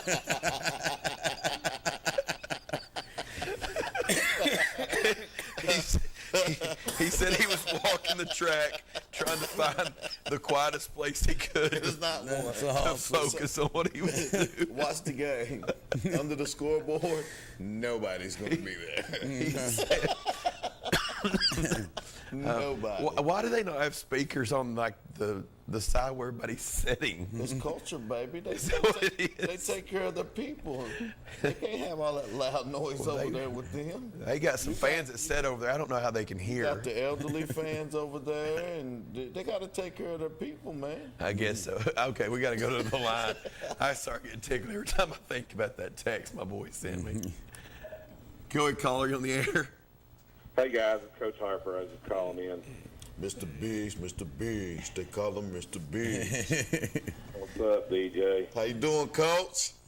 Pretty good. How are you, good man? I'm doing well. So I heard Sunday it's all push-ups and sit-ups. Well, we'll see. Coach, congratulations on a win tonight. I know it started slow. Got after them pretty good there as it went on. Talk a little bit about your team and obviously just the opportunity that's ahead. It is a good win. We were not flawless by no means. Struggled with just execution and turning the ball over early offensively. I thought defensively we were really good pretty much all night. We gave up the one big pass play after a big kickoff return, and that was basically our only blemish of the night defensively. But offensively, we were just really out of sync early on and turning the ball over, and it was really frustrating. But, I went in at halftime, and we talked about it. We talked about how we need to do a better job in the second half of executing, and I thought we did that. So really proud of the team. Obviously now we turn our focus to next Friday night, and, a big football game, and one we played in, quite a bit. So we're excited about the opportunity. Absolutely. It's always, it's always fun this time of year. We talked a little bit about Jesse Smith. He did earlier with 5-Star Preps, how this is his favorite week of the year. Yeah. I think you all been looking forward to this week for a while. Everybody has, all across the state. So it takes a lot of hard work, a lot of time, a lot of effort. And the only thing I could say is Jett needs to call one play Friday night, and you'll be in good shape. Hey, I'm not against that at all. It take a little bit off our that's right. Coach Kelly, a little bit off me, a little less stress. I'm sure he'd have something fun drop through us. Yeah. He'll text you the play Sunday afternoon. He'll have it ready by Sunday afternoon. I'm sure it'll be a little bit of a combination of the play call be woo. I love it, Coach. That's great. Yeah. That's good. I love it. Woo. We know our number one fan will be right there with us. Our number one fan. My mama might be right there, ranked up there with him. But yeah, we pace back and forth a lot with each other. Oh yeah, for sure. Well, Coach, go ahead. I wanted to say something. Last week, kind of hinted at it. And I had no clue whenever we was talking on air about the, moving to Thursday situation, and I totally understood. I didn't get it. I didn't have everything. I didn't know everything was happening at that time. So, you kind of was like, you got to look out for your program, and that's all. What I'm focused on is always about my program. Not worried about just the TV stuff. Absolutely, Coach. It's it's harder to. I'll say this all the time, and you understand this. And these two guys have poured into kids, understand this. I've been coaching at Fulton basketball this is my 19th season, and losing games are harder on us than it is the kids. But absolutely. But for those kids that won't walk back in that locker room with you, you've always got to make sure you do what's right for them. Exactly. My program. This program is always going to be the forefront, and that they're what's in my interest, and so I'm going to do what's in the best interest for this program at all times. So yeah, and it's November, and it's been a long time since dead period was over. Absolutely, it's November, but this all starts in January. If you want to be a good football program, you want to be playing at this time of year. It starts in January. So they've done the work. I'm not going to put them in a bad position. I'm going to do everything I can to put them in the best position at all times. Absolutely. Well, Coach, congratulations. It's been a good year. Regardless of what happens next Friday night, Oliver Springs has been a great football team. It's been fun to follow. Go compete, and good luck to you. I appreciate you. Yes, sir. Congrats, Coach. See you, Coach. Thanks, guys. Hey, what's the email? News@BBBTV12? News@BBBTV12 is where you can send in your highlights. We want to highlight your favorite player, win or lose, advance or go home. We want to show your highlights right here on the Scoreboard. The Friday Night Scoreboard brought to you by Free Medical Clinic. The Free Medical Clinic. I thought he had a brain fart. FMC. You have to help me with that. FMC.org? Yeah, FMCOR.org. Oh, okay. Yeah, Free Medical Clinic. If you do not have any health insurance, you can count on the Free Medical Clinic to help you with your medical needs. Just go to FMCOR.org and get your first appointment now. Yeah, that's like I said, a great sponsor, great cause. Everything's good. We'll go right here to the line, too. Go ahead, caller, you on the air? Is this the GOAT, Mr. Jonathan Cox? I guess so. Greatest of all time selling toilet paper. Spread a little word there to Mr. DJ over there. He's always wanting to know what somebody's slicking and sliding on there. I just want to let him know there. I had a filet mignon with some asparagus wrapped in bacon on the grill here. Just got off here a little while ago. So that's what I'm sliding on.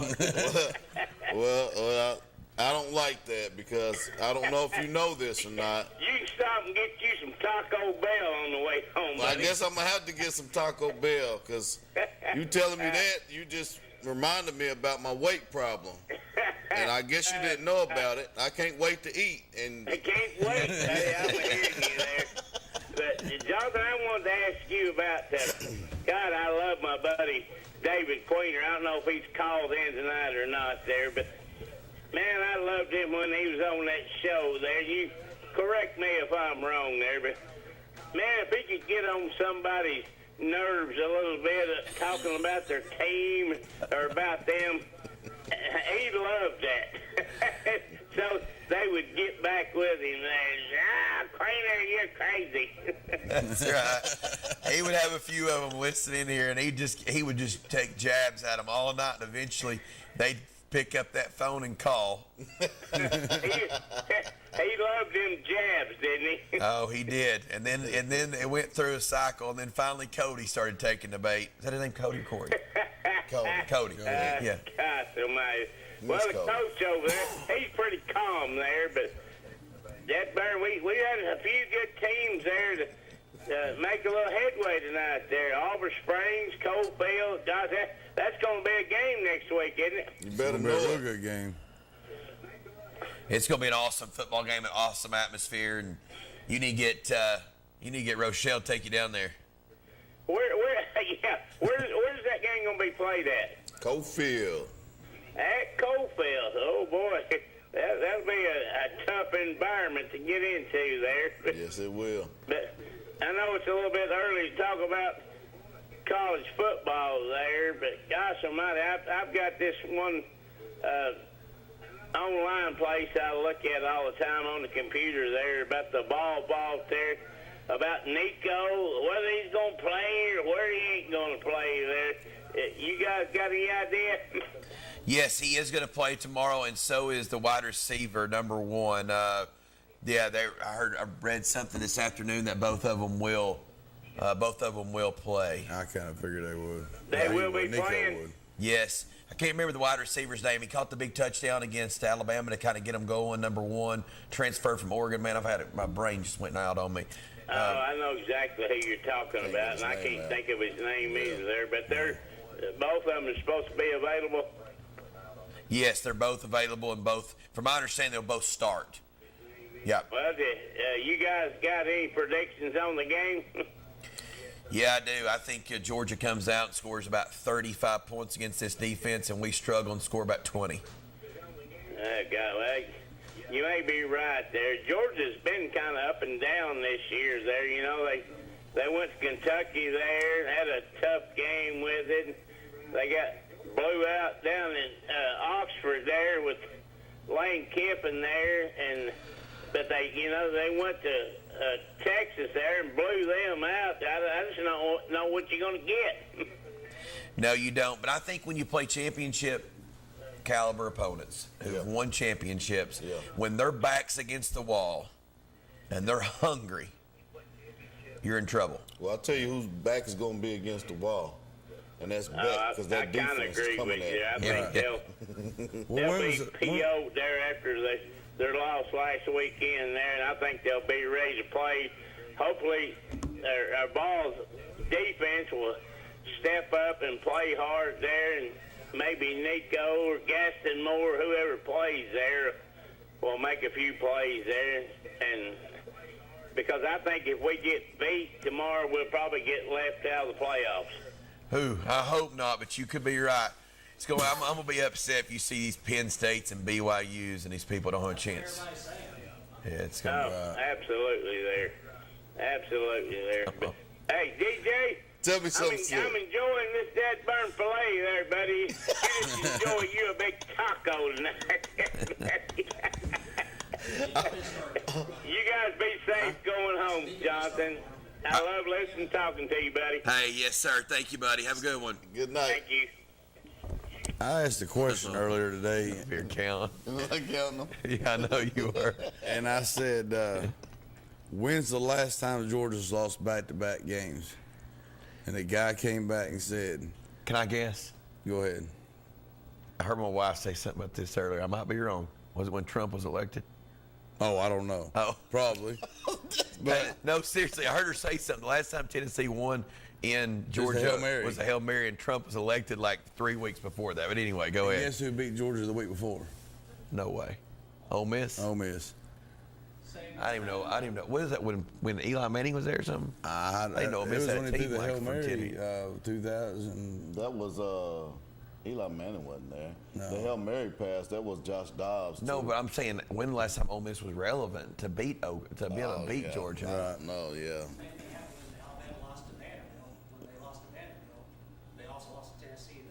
Wow. Oh, wow. So they're not the state champs this year. Well, do you if really Tennessee think loses tomorrow, okay, there's going to be a bunch of SEC teams, 7-2.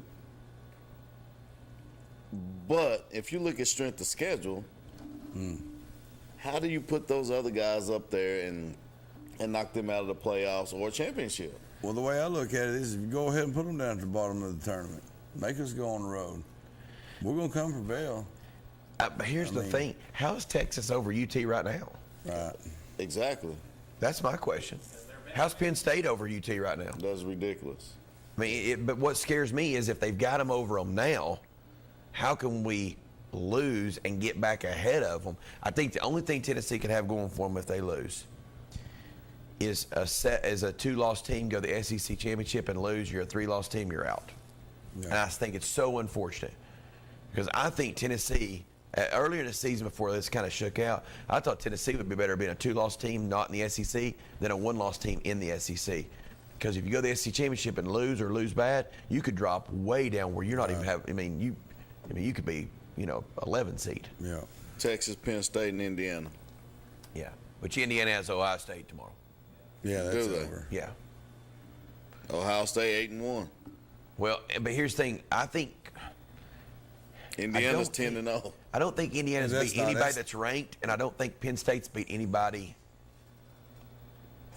I think USC's Penn State's best win, if I was looking at it the other day. Who's Tennessee's best win? Alabama. Yeah. I mean, come on now. That's still a 2-loss Alabama. Yeah, but they're still ranked top 15. Right. But who's 2 losses that Alabama took a loss to? Vanderbilt and Georgia. No, Texas. Right? Did Texas beat Alabama? No, it was Tennessee and Vanderbilt. Oh, Tennessee and Vandy. Yeah, Tennessee and Vandy. That's right. Tennessee and Vandy. And look at Texas. I mean, who they really played? Oh, wait, Georgia. And they got Ole Miss screwed this whole thing up, boys. Yeah. Who? Ole Miss. Oh, yeah, they did. They screwed the whole thing up. They did. I mean, everybody was wanting Ole Miss to win. I was sitting there thinking, we need Georgia to win this game. Bad. Yeah, we need Georgia to win the game. So, because I think if Georgia and Texas were to rematch in the SEC, whoever loses that game in the SEC would be a lower seed than Tennessee would have been with 2 losses. Colorado's number 18. You think they can slip noticed into that. the 12? They're sliding up that way, aren't they? Yeah. I'm going to have to bring my prime shades. That's right. Oh, yeah, here we go. I can't stand hearing that name. I know. I hate it. I can't stand hearing Notre Dame. It's embarrassing. No. It's embarrassing. I can't stand it. Yeah. That's like saying the Dallas Cowboys out loud. Rough year, boys. Kick a man while he's it down. just got worse. Kick and I thought Cooper was going to come in there and redeem it like he did like the last time he came in. Was he 5-1 as a starter? 5-1 as a Going starter. into that game, now he's 5-2 as a starter. As my son said, they're trash. I seen a meme where the guy said Dallas Cowboys selling sideline tickets. You can pay $35 and play and call 2 plays. Hey, we're going to take a quick commercial break. Okay. Go ahead, caller. You're on the air. What's down, guys? Yo. What's going on, Queen Bee? What's going on, buddy? Hey, no lie. Hey, isn't it true that there's still a team out of a Power 5 conference that's not ranked yet, and if you're the 12th team, they'll bump you, and isn't that SMU? So it's not Power 5 anymore. It's Power 4. I think that school's included in that because they said if it stayed the way it was and SMU done whatever they had to do, they would knock Alabama out if they were still at 12. Wow. I don't know. So SMU's at 14 right now. You don't want to beat the 12th. You don't want to beat the 12th team in the playoffs. If that's the case. AP poll, they're 14. Yeah. Yeah, I'm not sure about that. You think Tennessee has any chance to go down there and win tomorrow with Georgia being as hungry as they are and back against the wall? That's a good question. I mean, Tennessee. I don't know. I mean, Georgia's quarterback's not playing too well right now. They're starting running backs out tomorrow already. They've already said he's out tomorrow. So I think Tennessee has a chance. What's the other score? I don't think they have any chance if Nico don't play tomorrow. They have none, 0. If it's the other guy that's going to be playing, I think Georgia wins. I don't even think Tennessee will score a problem. Yeah, I mean, it's one of those situations, and DJ's right. He's getting ready. He just asked CJ. But I think the biggest thing you got to look at is Tennessee defense, no matter where they've played, has been really good. Yeah. I don't know. You ask what their average points. Have they given up over 20 points a game yet? I don't think so. No. Still haven't given up? No, the most they've given up is 19. No, they've not. They've not 19. given up 20 points in a game yet this year. And that's hard to believe that you've lost a game without giving up I don't know. It's wild. Yeah. That defense is special, but the defense to me, I understand how good they are. Like I understand all that, but it seems like to me they still give up a lot of more yards than a really good defense does. Right. They've had some fortune on their side. They really have. That Gator fumble. If that old boy don't tear his ACL, Tennessee's got a 2-loss team right now. Right. Well, we're not talking ifs today. Ifs and busters, candies and nuts.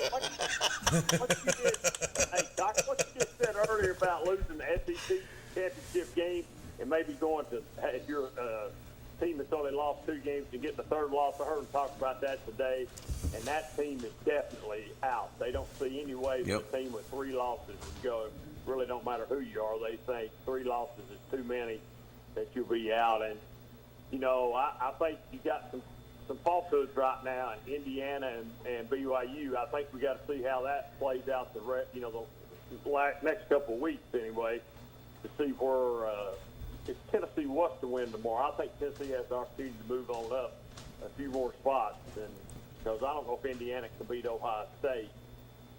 So we'll just have to watch and see. But tomorrow's game is, if Tennessee loses that game tomorrow, that could be out of the playoffs. Yeah. Yeah, it's going to be, You think Tennessee will get screwed if they don't win tomorrow? Yeah. That sucks. I think they have to win out. So what do you think Jett, where do you think Penn State and Indiana winds up if they lose? So Penn State has 1 loss already. If Indiana loses and Penn State loses another, I mean, do they stay in the top 12? Penn State will not. Penn State's in. They're not going to lose another game unless it's a major upset. I think in both games they'll be double-digit favorites in both games that they have left.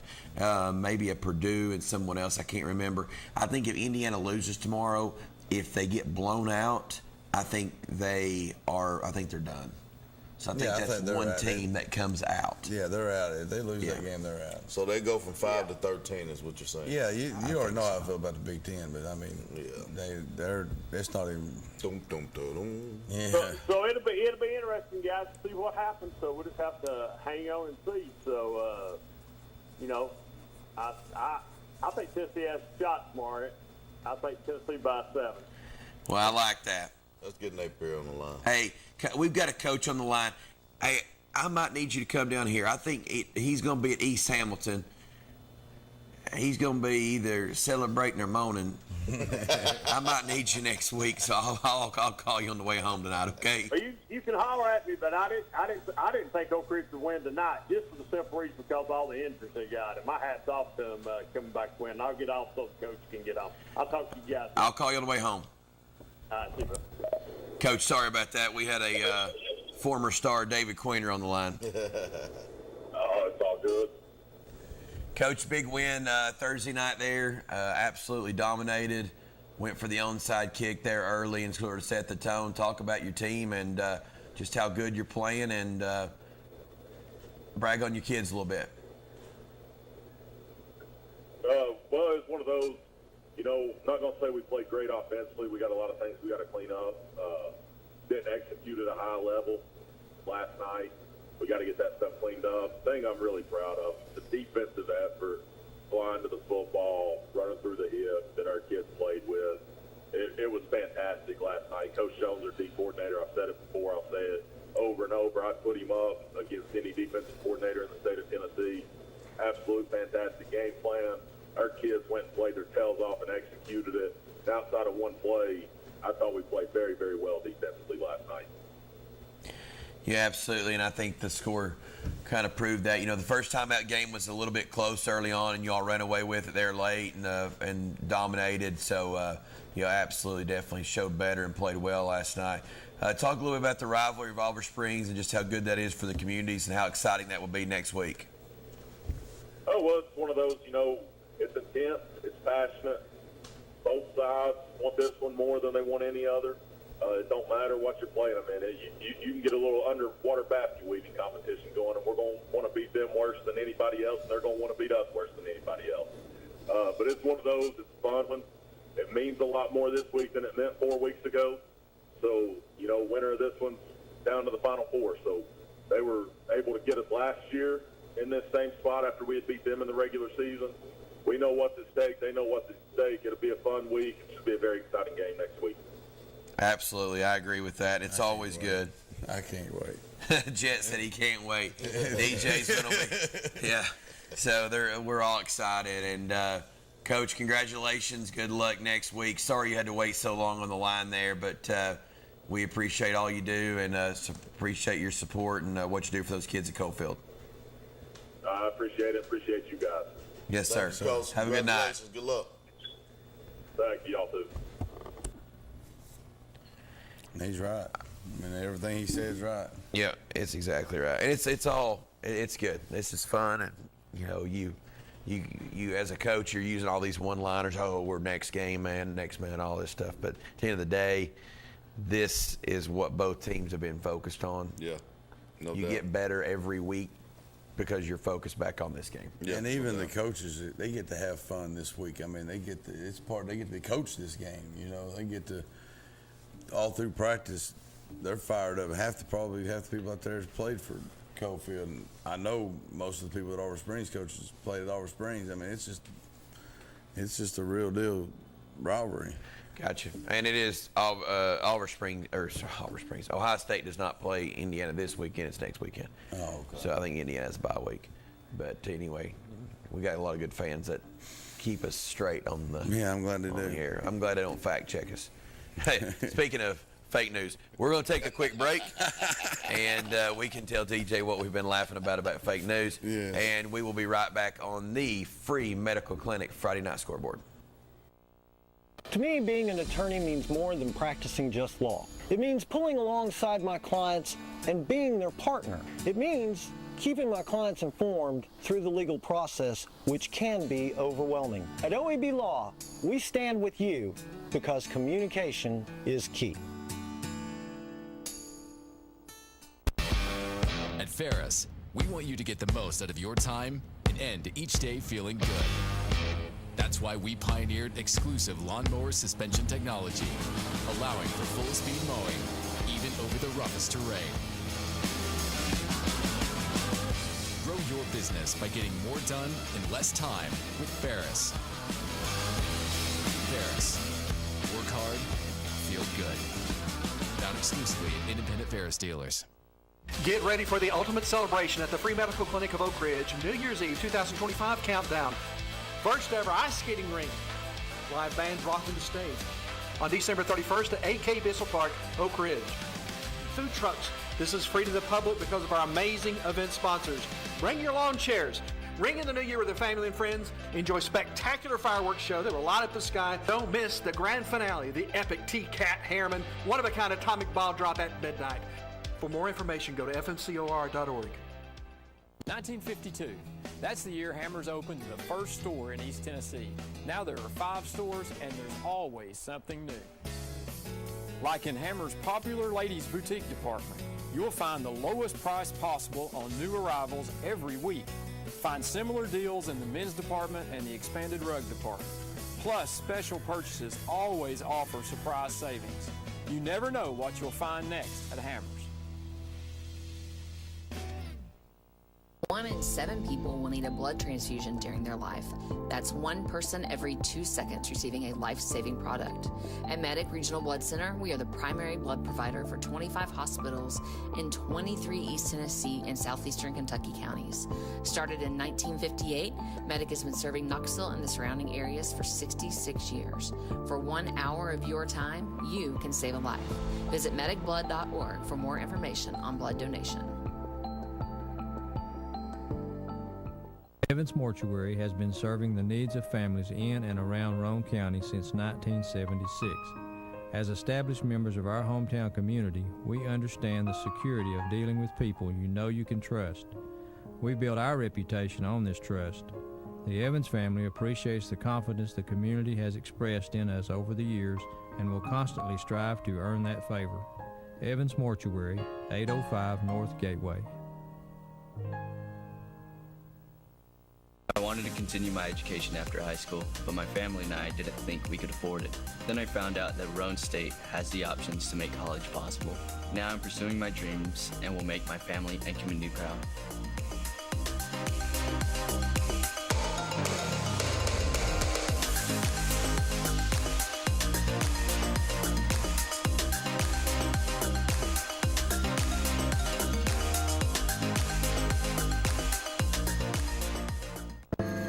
What is strength when you're battling cancer?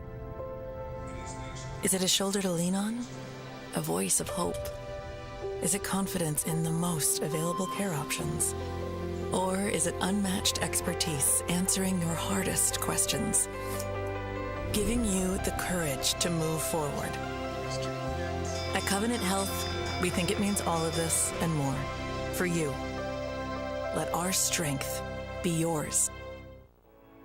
Kathy May Martin has been making real estate dreams a reality for over 3 decades. Buying or selling real estate is one of the most important decisions you'll ever make.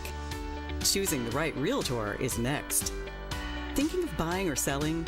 Call Kathy May Martin at Coldwell Banker Jim Henry & Associates for all your real estate needs. Rest assured, with Kathy's knowledge and experience, you will be on the winning team.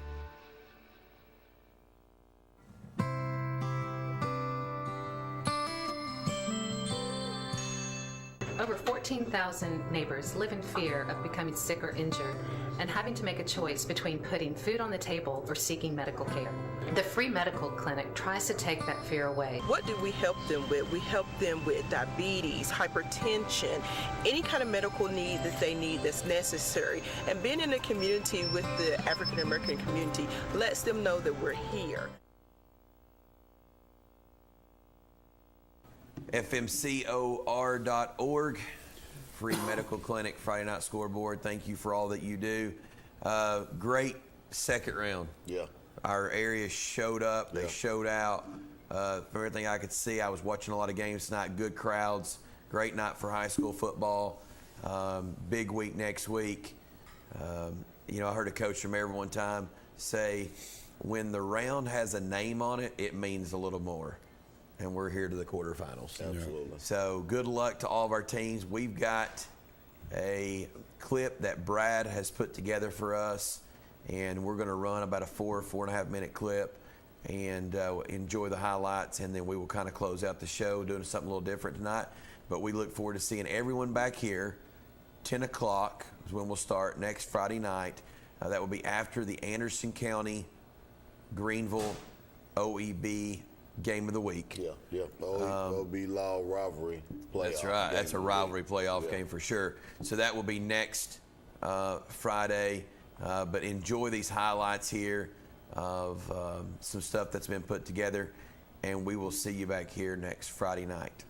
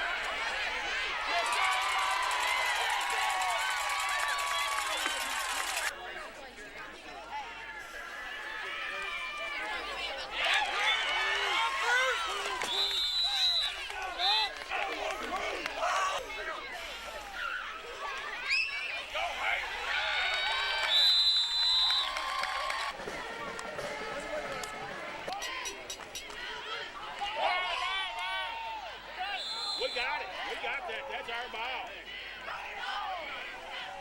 Good ball. Yeah!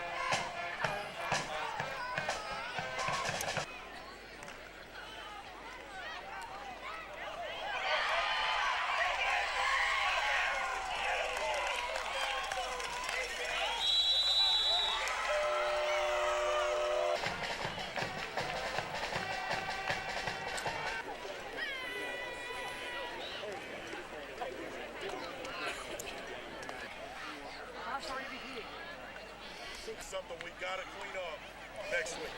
Rockwood, Oliver Springs, it does not matter. We got to be ready to go.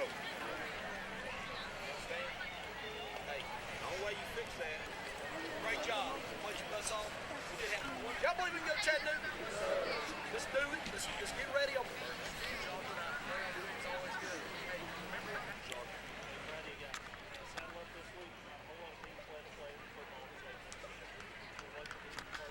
Great highlight. Shout out to Brad Jones, BBB Communications. Thought it was going to be a great game. It turned out not to be. Yeah. Turned out not to be. Cofield handled them handedly, and getting ready to take on Oliver Springs next week in Cofield. Yeah. Excited? I'm very excited. How excited? Very excited. It'll be a long week. Yeah. Get some of that overtime, I hope, and keep me busy. Well, I'm just glad Oak Ridge advanced. They're on the way to East Hamilton, so I'm proud for them, man. They keep coming over adversity, and it's. Well, I keep saying I'm not going to any more Oliver Springs games. Something tells me if that game would have been played on Thursday, I would have been there. So I'm glad it's on Friday, and I'm glad I'm going to be in East Hamilton with those Wildcats. Greenville.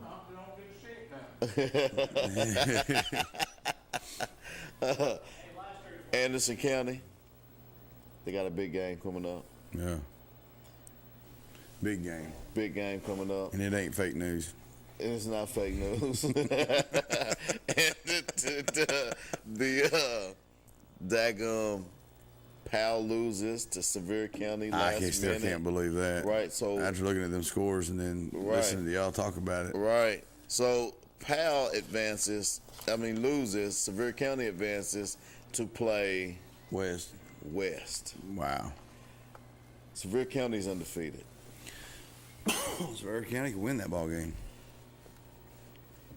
The only thing about going against a West is like when Tom Brady played. Right. It's just hard to bet against Tom Brady. Yeah. I mean, why would you? Yeah, or like the Kansas City. Right. They're proven to win. Yeah. Right. They're proven to win. But Sevier County's having a heck of a year this year. Undefeated thus far. And don't be ashamed. He 34 touchdowns going into the game with 0 interceptions. Well, now you're however many he threw, and 1 interception. That's not bad. That's not bad at all. Right. That's not bad. And he's a sophomore. Oh, wow. Yeah. And he's a sophomore. So says a whole lot. Moving to change, man. Leno City got knocked down by East Hamilton. Oak Ridge will play them. Oliver Springs, Cofield, West versus Sevier County. Who else do we have in our region? Anderson County, Greenville. Buried in the Maryville. Buried in the Maryville. Wow, man. You know what I'd like to be able to do is just don't hear no scores next week and sit down and watch each and every individual one of those games. That'd be great. Well, I'll just get to see one live, but right. The next 5 would be nice. My goodness. Great teams, great names, and we said this a long time, culture. Yeah. Culture is moving on forward. right? And whoever has the best culture from there is going to continue to move on forward. Yeah. So let's do some score predictions before we get out of here. Merville Bearden.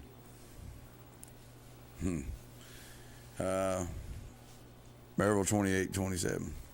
Merville wins 28-27 over Bearden. Josh Jones. Sorry, bud. All right, we got Sevier County versus West. Sevier County. 28-17 Sevier County. 28-17 Sevier County. All right. Greenville. Anderson County.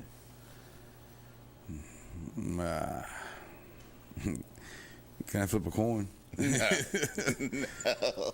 Since they're closer, I'll go Anderson County 23-20. 23-20. And that's not fake news.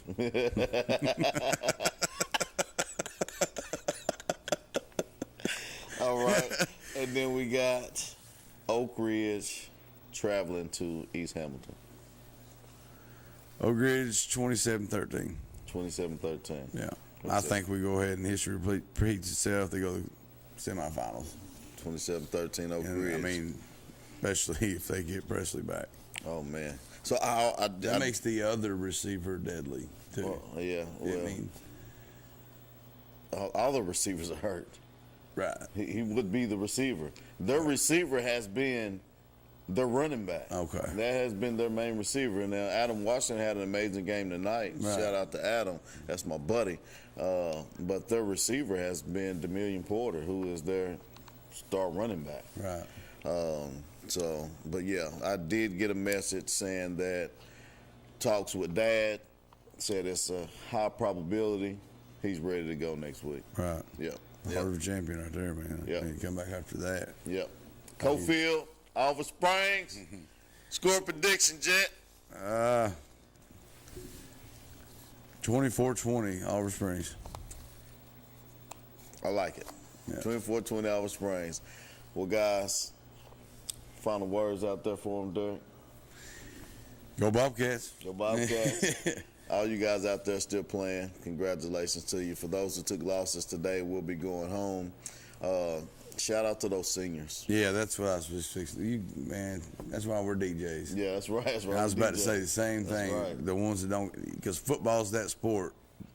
But you're not going to put them pads, you ain't going to put them pads back on. Yeah. You ain't just going to be out here 43-year-old and say, hey, let's go play a football game. That's right. But you can go to Civic Center and play basketball or softball or something. But. Right.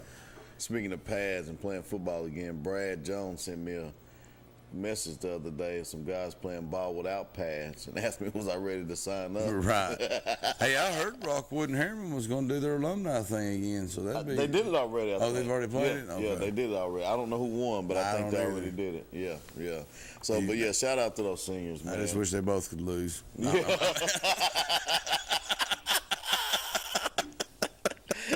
Sorry. This class of 1A is getting out of hand at this point. I love it. No, classes running out the door. Yeah, they are, man. So bring some NIL deals in. But again, shout out to those seniors, who's not going to be able to play again, who may not be able to play at the next level. Good luck to you in your future. Make sure you lock in to whatever your career is going to be. If you are going on to play collegiate ball, make sure you work harder than anybody in America, not just anybody that's in your city or your state or on your team. Be the hardest worker in America. And for those who have another time to come back next year, make sure you do the best in your off season. One topic, real quick, that I wanted to touch tonight, and it skipped my mind, and I want you to call in next week on it, so do some studying on it. Jonathan, you do it too. And anybody that wants to call in and touch on it, I've heard the transfer portal is probably a go. So I'm going to tell you what I've heard about the transfer portal. Eventually, I think it's going to happen.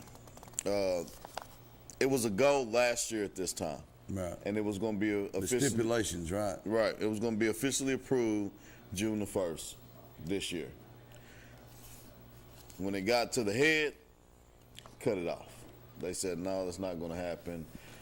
It's more or less like the NIL deal. Like, we're not finna let this get out of hand. Right. You don't have enough rule stipulation that it will just get out of hand.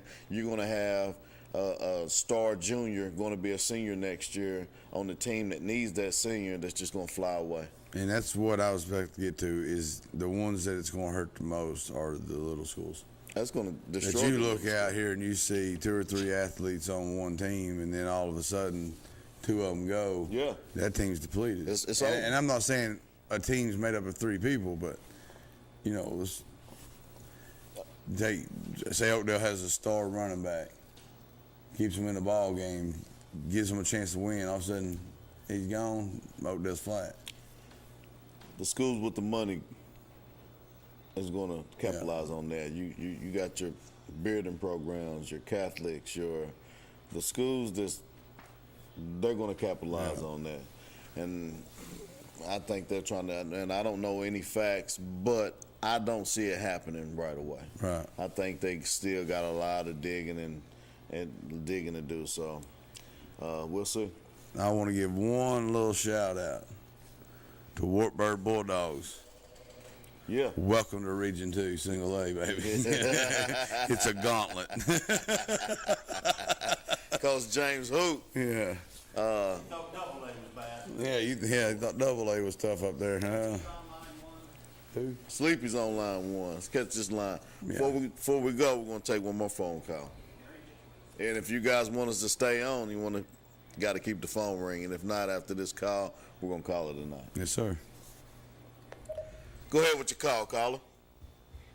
Hey, guys, y'all have too much fun down there. Yeah, I heard that. We try.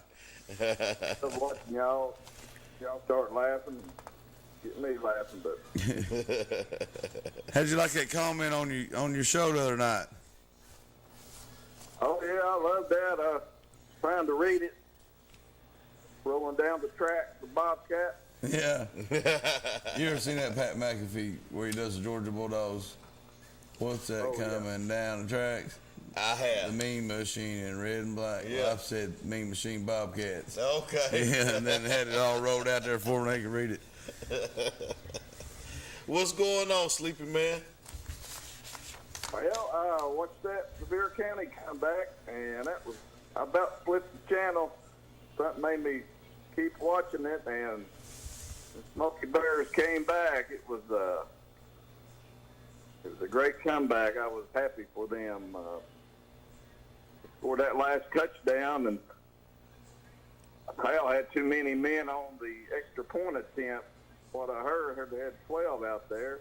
Oh, wow.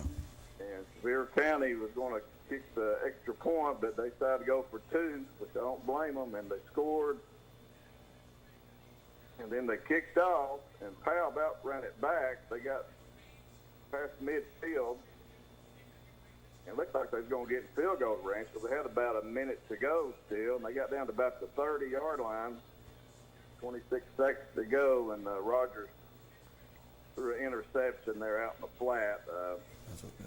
It was a bad pass, but I thought they might try to run it. They were out of timeouts, and they never did get it to Wheeler there in the last drive, and Rogers, the big old boy, I figured they only needed about 5 more yards really to get field goal range, but Powell's kicker is pretty good. Wow. Yeah, that's pretty much what we heard. I mean, you gave us the rundown that we heard. And, let me ask you, on that kickoff return that got took back to about the 50, you say, who ran that back? Was that number 5, Henderson? I think it was. Yeah. I believe so. See an Oak Ridge kid? Yeah, he grew up and played ball out here when he was younger. Okay, I know there's some Hendersons out there. Yep. No kids played. He has a little brother that plays at actually one plays at Knox Prep, a younger brother, and then he has a older younger brother that plays at Robertsville. So. I like that. Jalen Henderson that played the basketball at Oak Ridge. Yeah, they are kin. They are kin. Yeah, they're kinfolk. Those are cousins. They're cousins. Yeah, that was a great comeback. But in Sevier County, they didn't have their running back. I didn't see him out there, that transfer from Gatlinburg-Pittman. He didn't play, I don't believe. I didn't see the first half, but they said he played a little bit. I think he may have touched the ball maybe 3 times. Yeah. So he didn't play much, but he's back, but he just didn't play much. Oh, because of his injury? Yeah, I think so. He might be back next week pretty good. Maybe, yeah. Okay, and then and Wheeler played for Powell, and I've heard he's banged up too, but he played. He looked pretty good out there. He didn't look banged up, did he? No, he didn't. No. They said he was banged up. They even had rumors saying he wasn't going to play, but daggone, he looked like the kind of Wheeler I know. Yeah. Right, yeah, that's why I picked Sevier County to win. I thought he'd be out. I thought they would get him the ball there late, but they never did. They got down to about the 30, and they had time to get field goal range, but they couldn't get that other 5-10 more yards. You know what? That's the football guys on the Smoky Bear side, man. They've been undefeated, played a tough team, got battle tested all the way to the wire, and to be able to come back, hold composure, and come back and win. You know, shout out to them. Again, I had Smoky Bears winning that ball game as well because I thought Wheeler was going to be out. Yeah. And but he played. And I actually picked Powell. You picked Powell? Yeah, it was one of my upsets. Yeah, well, 24-10, I picked Powell too at that point. And right. I really took my eye off the game and focused on the Oak Ridge game. So, but wow. Any other things that you seen out there, Sleepy, you want to talk about? What's Tennessee's prediction? Yeah, but Powell, he got a real good team. But it's tough to see them lose, too. It's one of them games, heartbreaker for Powell. But what's your prediction for the UT Georgia game tomorrow? Picking the balls is 17-3. I like it. Yeah. Going back to 1970, I can remember when I was a kid listening to John Ward. We were down at Sweetwater playing some Optimus football, and we had a running back named Kurt Watson. And he had over 200 yards rushing that day, and we beat the Bulldogs 17-3. So that's my prediction. I think it's going to be a low-scoring game, and I think, you know, I've seen a lot of Tennessee football over the years, and when people say, well, it's going to be tough to go down there and win, which it's going to be, and you always see Tennessee seem like rise to the occasion and play a really good game. I think you're going to see that tomorrow, and we're going to knock Georgia out. Well, I tell you what, Sleepy, we're about to close out here. I guess I'll do some final score predictions before we get out of here with you on here. Cofield, Alva Springs, who you got winning? I got the Bobcats going back down there like last year and getting the win. I think the key stopping that bunch, boy, that running back. You can slow him down. Alva Springs will win that game. Maryville Bearden. Maryville by 14. West Sevier County. West to win that. Couple touchdowns. Greenville, Anderson County. Anderson County all the way. And that's not fake news. Oak Ridge versus McMinn County. I think it's Mavericks. I think they can get back to state. I saw Upperman lost to Macon County. I don't know much about Macon County, but it's a great game between AC and Greenville. But I like AC at home. What's that next game? Oak Ridge versus, the next game after AC? Oh, Oak Ridge versus McMinn County. Oak Ridge, East Hamilton. tough one there. Oh, yeah, sorry, East Hamilton, Oak Ridge. My bad, sorry about that. Yeah, it's a tough one. I had McMinn County winning that tonight. I credit that Oak Ridge win to their coaching. They had a good game plan, obviously, it looks like, and jumped out to a big lead, and now they're going down to East Hamilton. I don't know much about East Hamilton. I think it'll be a real good game. I think Oak Ridge could go down there and knock them off. So I think I was picking the Wildcat. That's awesome. Well, Sleepy, we appreciate you calling. It's about that time for us to close down. Probably got about 30 more seconds on the air. Thank you so much for calling in. Hope to speak with you next week. All right. Thank you all. Great show. Thank you, buddy. Thank you. Well, I like your score predictions. I like his score predictions. I like them too. Guys, we appreciate you joining us here on the Free Medical Clinic's Friday Night Scoreboard. My boy had to go here. I left his seat because it's so warm. It's hot. I left his seat. Shout out to Jonathan Cox for all he does. Shout out to 5-Star Preps, everything that they do, covering all the teams. Again, good luck to those who are moving on. Great season for those who made it this far. And we'll be back here next. Well, Cox will be back next week. Jett will be back next week. And it's a possibility Queener will be back. I won't be here. I'll probably be out of town supporting my Wildcats in East Hamilton. Sounds good to me. Well.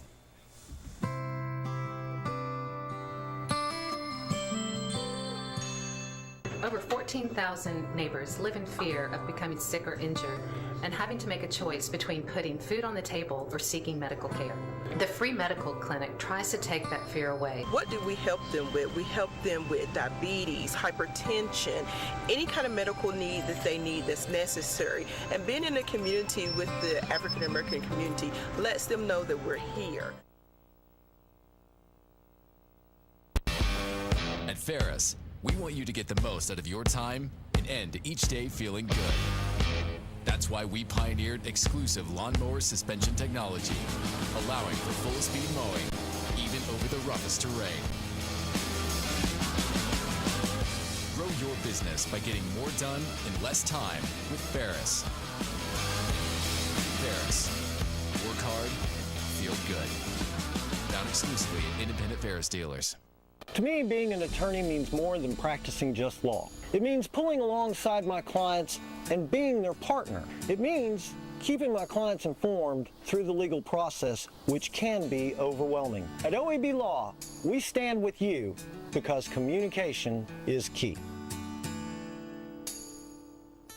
1952. That's the year Hammers opened the first store in East Tennessee. Now there are 5 stores and there's always something new. Like in Hammer's popular ladies boutique department, you'll find the lowest price possible on new arrivals every week. Find similar deals in the men's department and the expanded rug department. Plus, special purchases always offer surprise savings. You never know what you'll find next at Hammers. What does strength in numbers mean to you? At Covenant Health, it means we see nearly 2.2 million visits annually. It means our 13,000 dedicated experts are all working together for a common goal. With over 150 locations throughout East Tennessee, you'll always find an open door to care, because we are committed to being the first, best, and strongest choice for the one number who matters most. You. Covenant Health. Let our strength be yours. 1 in 7 people will need a blood transfusion during their life. That's 1 person every 2 seconds receiving a life-saving product. At Medic Regional Blood Center, we are the primary blood provider for 25 hospitals in 23 East Tennessee and southeastern Kentucky counties. Started in 1958, Medic has been serving Knoxville and the surrounding areas for 66 years. For 1 hour of your time, you can save a life. Visit medicblood.org for more information on blood donation. What is strength when you're battling cancer? Is it a shoulder to lean on? A voice of hope? Is it confidence in the most available care options? Or is it unmatched expertise answering your hardest questions? Giving you the courage to move forward. At Covenant Health, we think it means all of this and more. For you. Let our strength be yours. Evans Mortuary has been serving the needs of families in and around Roane County since 1976.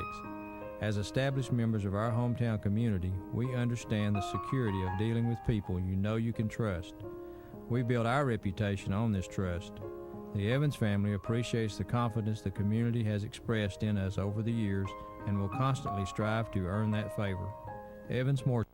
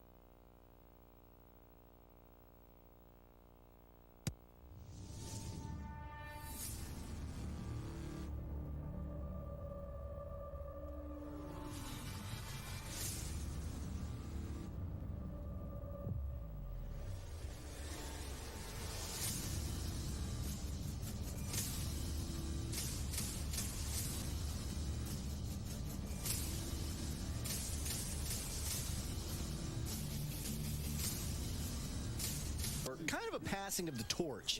You see, E-Town, or Betsy as some people call it, had just come off 2 undefeated state championship runs in 2019 and 2020. The Cyclones beat the Mavs soundly during the season while repeating the same result in the, you guessed it, second round of the playoffs. Sean Witten's team would go back to the state title game before falling to Tullahoma to get a silver ball to accompany the 2 gold ones. Then came the 2022 game right here at the Bull Ring. The Mavs got their revenge, winning 35-34 in overtime to remain unbeaten and claim a region championship. It just so happens, and you won't believe this, but the 2 teams met once again in the second round of the playoffs. AC pulled out the 30-24 victory that day and stayed undefeated and got a gold ball on their own. This will surprise you, but last season, Betsy and AC didn't meet in the second round of the playoffs. No, I'm just kidding. They did. 5 times they've met in the second round. Davey Gillum's team has won 4 of them. They'll look to keep that alive tonight, and we'll get to see if they do on tonight's OEB Law Game of the Week. Day or night, 24/7. Someone will be there to answer and give you a free consultation and get to work on your case immediately. Call 865-546-1111 or visit the website full of helpful information, rackintoacheck.com. That's OEB Law. Good Friday evening. I'm Aaron Harvey, joined by the principal, and I don't mean that just in principle, doctor and coach Dan Shoemaker. The last 3 times these teams have met, the game has been decided by an average of 7 points. It's been an interesting new rivalry that's formed.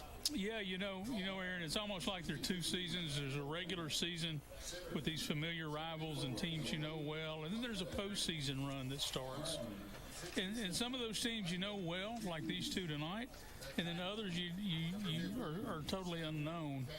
These 2 are developing a rivalry that, over the last several years, they kind of know round 2 where you're going to meet, right?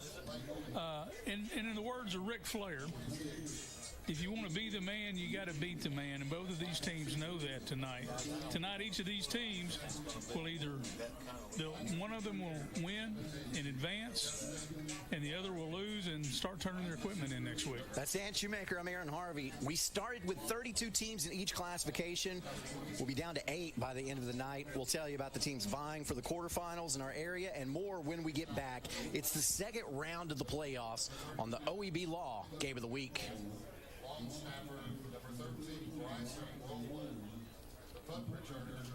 Hi, I'm Tim Elrod. Over the years, you've heard us at OEB Law say, let us turn your wreck into a checks.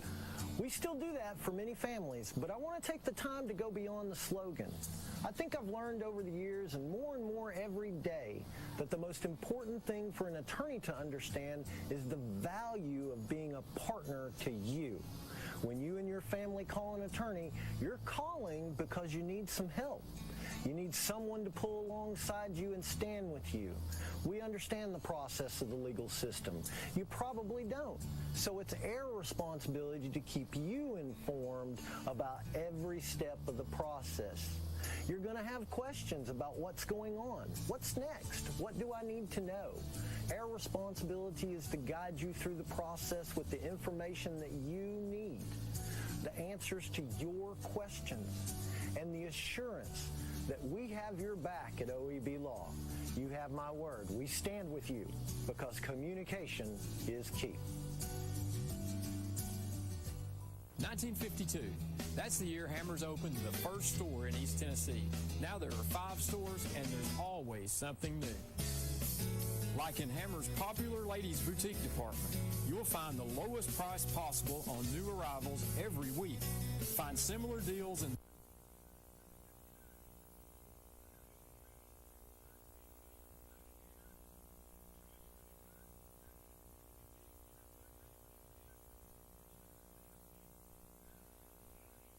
$1952. That's the year Hammers opened the first store in East Tennessee. Now there are 5 stores, and there's always something new.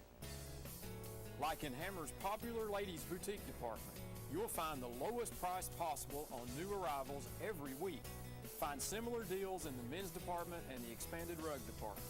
Plus, special purchases always offer surprise savings. You never know what you'll find next at Hammers.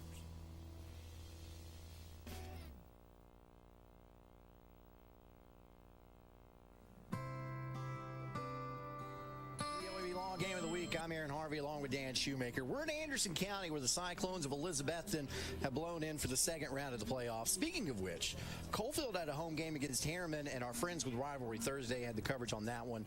The Yellow Jackets got the resounding 34-7 victory to move on to the quarterfinals. Yeah, there was a lot of excitement last night in Coalfield.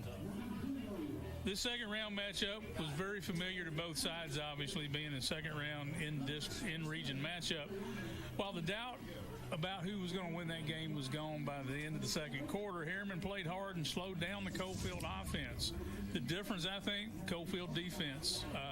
They played well all night. They contained the high-powered rushing attack that Harriman has. Coach Jones, Matt Jones, the defensive coordinator, called a great game, and he had that defense ready to play.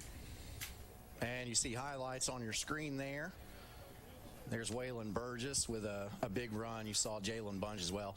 Jaden Bunch had a huge game last night, and there was a drive from Treese that was not called. I think he was in. Yeah, I think he was too, but it didn't matter because they scored.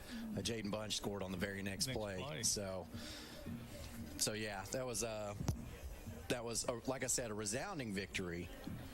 34-7. So let's look at the rest of that bracket now. So Coalfield moves on to face the winner of Rockwood at Oliver Springs. We covered that game earlier this year, and the Bobcats doubled down up the Tigers 38-19. That was a few injuries ago for the team in green. So I think we can expect a win from the Robert Felines, setting up that anticipated quarterfinal showdown with Coalfield. Yeah, this is another familiar matchup in Region 2A. Oliver Springs had a little problem with the Highlanders of Cloudland last week. Rockwood was able to generate a little more offense against Cosby than they have over the last couple of weeks. All that being said, I think the Felines named Robert shall probably have the advantage tonight. Yeah, for people that don't get dad jokes or don't like dad jokes, Bobcats, Robert Feline, you see where we're going there. Yes. Of course, those matchups were courtesy of a Region 2 sweep over Region 1 in Single A. Well, the same thing happened in Double A. Tellico Plains, the 4 seed, gutted out a 30-28 win over South Green. Polk County took all the joy out of 2nd seed Happy Valley in the 14-13 win, and Bledsoe County and York got the easy wins against their lower seeded opponents. So that sets up a couple rematches. Bledsoe County handily defeated Tellico earlier this year, but York can't say the same thing about Polk County, as the Dragons got by just 18-13, and that was 2 weeks ago.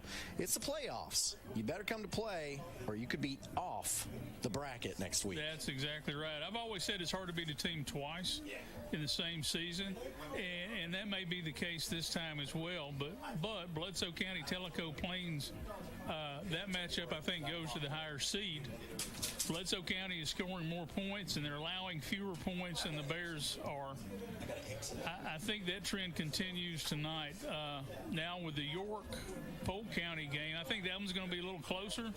Still going to be a tough game. At this time of year, any game is tough, and the ball bounces funny ways sometimes, that oblong ball. But I think that York will be favored in this one as well. All right. Well, having a little bit of technical difficulties here with our computer. So I'll tell you what, we're gonna take a break, see if we can get those figured out for you. We're about 19 minutes away from kickoff. Tonight we'll see Anderson County taking on the visiting Elizabethton Cyclones on tonight's OEB Law Game of the Week.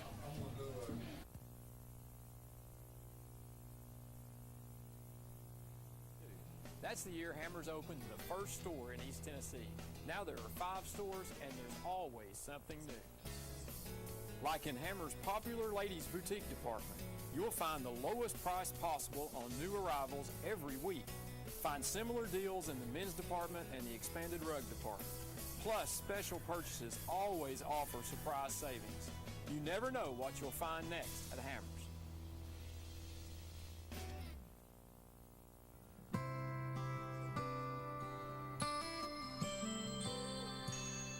Over 14,000 neighbors live in fear of becoming sick or injured and having to make a choice between putting food on the table or seeking medical care. The free medical clinic tries to take that fear away. What do we help them with? We help them with diabetes, hypertension, any kind of medical need that they need that's necessary. And being in a community with the African American community lets them know that we're here. To me, being an attorney means more than practicing just law. It means pulling alongside my clients and being their partner. It means keeping my clients informed through the legal process, which can be overwhelming. At OEB Law, we stand with you because communication is key. Get ready for the ultimate celebration at the Free Medical Clinic of Oak Ridge, New Year's Eve 2025 countdown. First ever ice skating rink. Live bands rocking the stage. On December 31st at 8K Bissell Park, Oak Ridge. Food trucks. This is free to the public because of our amazing event sponsors. Bring your lawn chairs. Ring in the new year with your family and friends. Enjoy spectacular fireworks show that will light up the sky. Don't miss the grand finale, the epic T-Cat Harriman, one-of-a-kind atomic bomb drop at midnight. For more information, go to fmcor.org. At Ferris, we want you to get the most out of your time and end each day feeling good. That's why we pioneered exclusive lawnmower suspension technology, allowing for full-speed mowing, even over the roughest terrain. Grow your business by getting more done in less time with Ferris. Ferris. Work hard, feel good. Found exclusively at independent Ferris dealers. What does strength in numbers mean to you? At Covenant Health, it means we see nearly 2.2 million visits annually. It means our 13,000 dedicated experts are all working together for a common goal. With over 150 locations throughout East Tennessee, you'll always find an open door to care, because we are committed to being the first, best, and strongest choice for the one number who matters most. You. Covenant Health. Let our strength be yours. 1 1 in 7 people will need a blood transfusion during their life. That's 1 person every 2 seconds receiving a life-saving product.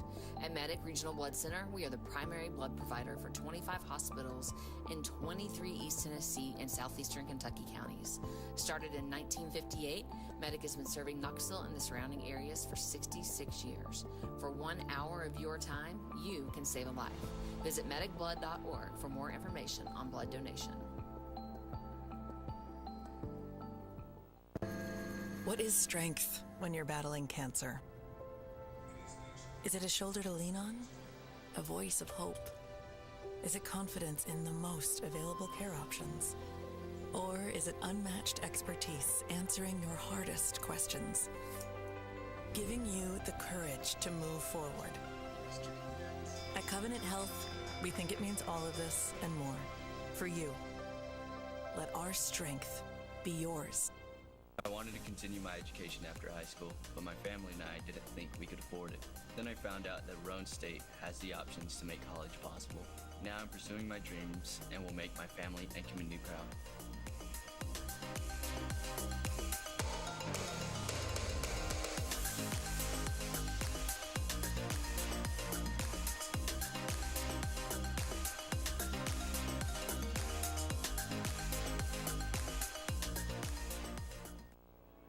Kathy Mae Martin has been making real estate dreams a reality for over 3 decades.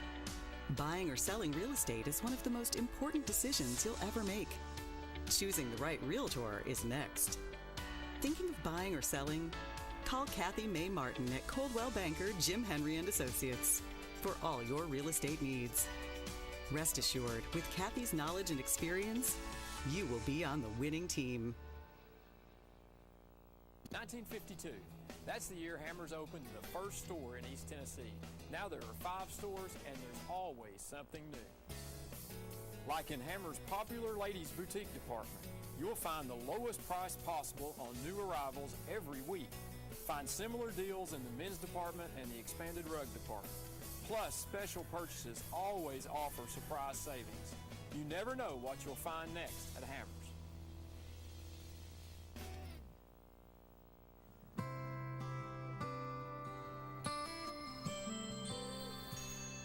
Over 14,000 neighbors live in fear of becoming sick or injured and having to make a choice between putting food on the table or seeking medical care. The free medical clinic tries to take that fear away. What do we help them with? We help them with diabetes, hypertension, any kind of medical need that they need that's necessary. And being in a community with the African American community lets them know that we're here. To me, being an attorney means more than practicing just law. It means pulling alongside my clients and being their partner. It means keeping my clients informed through the legal process, which can be overwhelming. At OAB Law, we stand with you because communication is key. Get ready for the ultimate celebration at the Free Medical Clinic of Oak Ridge, New Year's Eve 2025 countdown. First ever ice skating rink. Live bands rocking the stage. On December 31st at 8K Bissell Park, Oak Ridge. Food trucks. This is free to the public because of our amazing event sponsors. Bring your lawn chairs. Ring in the new year with their family and friends. Enjoy spectacular fireworks show that will light up the sky. Don't miss the grand finale, the epic T-Cat Harriman, one-of-a-kind atomic ball drop at midnight. For more information, go to fmcor.org. At Ferris, we want you to get the most out of your time and end each day feeling good. That's why we pioneered exclusive lawnmower suspension technology, allowing for full-speed mowing, even over the roughest terrain. Grow your business by getting more done in less time with Ferris. Ferris. Work hard, feel good. Found exclusively at independent Ferris dealers. What does strength in numbers mean to you? At Covenant Health, it means we see nearly 2.2 million visits annually. It means our 13,000 dedicated experts are all working together for a common goal. With over 150 locations throughout East Tennessee, you'll always find an open door to care because we are committed to being the first, best, and strongest choice for the one number who matters most. You. Covenant Health. Let our strength be yours. 1 in 7 people will need a blood transfusion during their life. That's 1 person every 2 seconds receiving a life-saving product. At Medic Regional Blood Center, we are the primary blood provider for 25 hospitals in 23 East Tennessee and southeastern Kentucky counties. Started in 1958, Medic has been serving Knoxville and the surrounding areas for 66 years. For 1 hour of your time, you can save a life. Visit medicblood.org for more information on blood donation. What is strength when you're battling cancer? Is it a shoulder to lean on? A voice of hope? Is it confidence in the most available care options? Or is it unmatched expertise answering your hardest questions? Giving you the courage to move forward. At Covenant Health, we think it means all of this and more. For you. Let our strength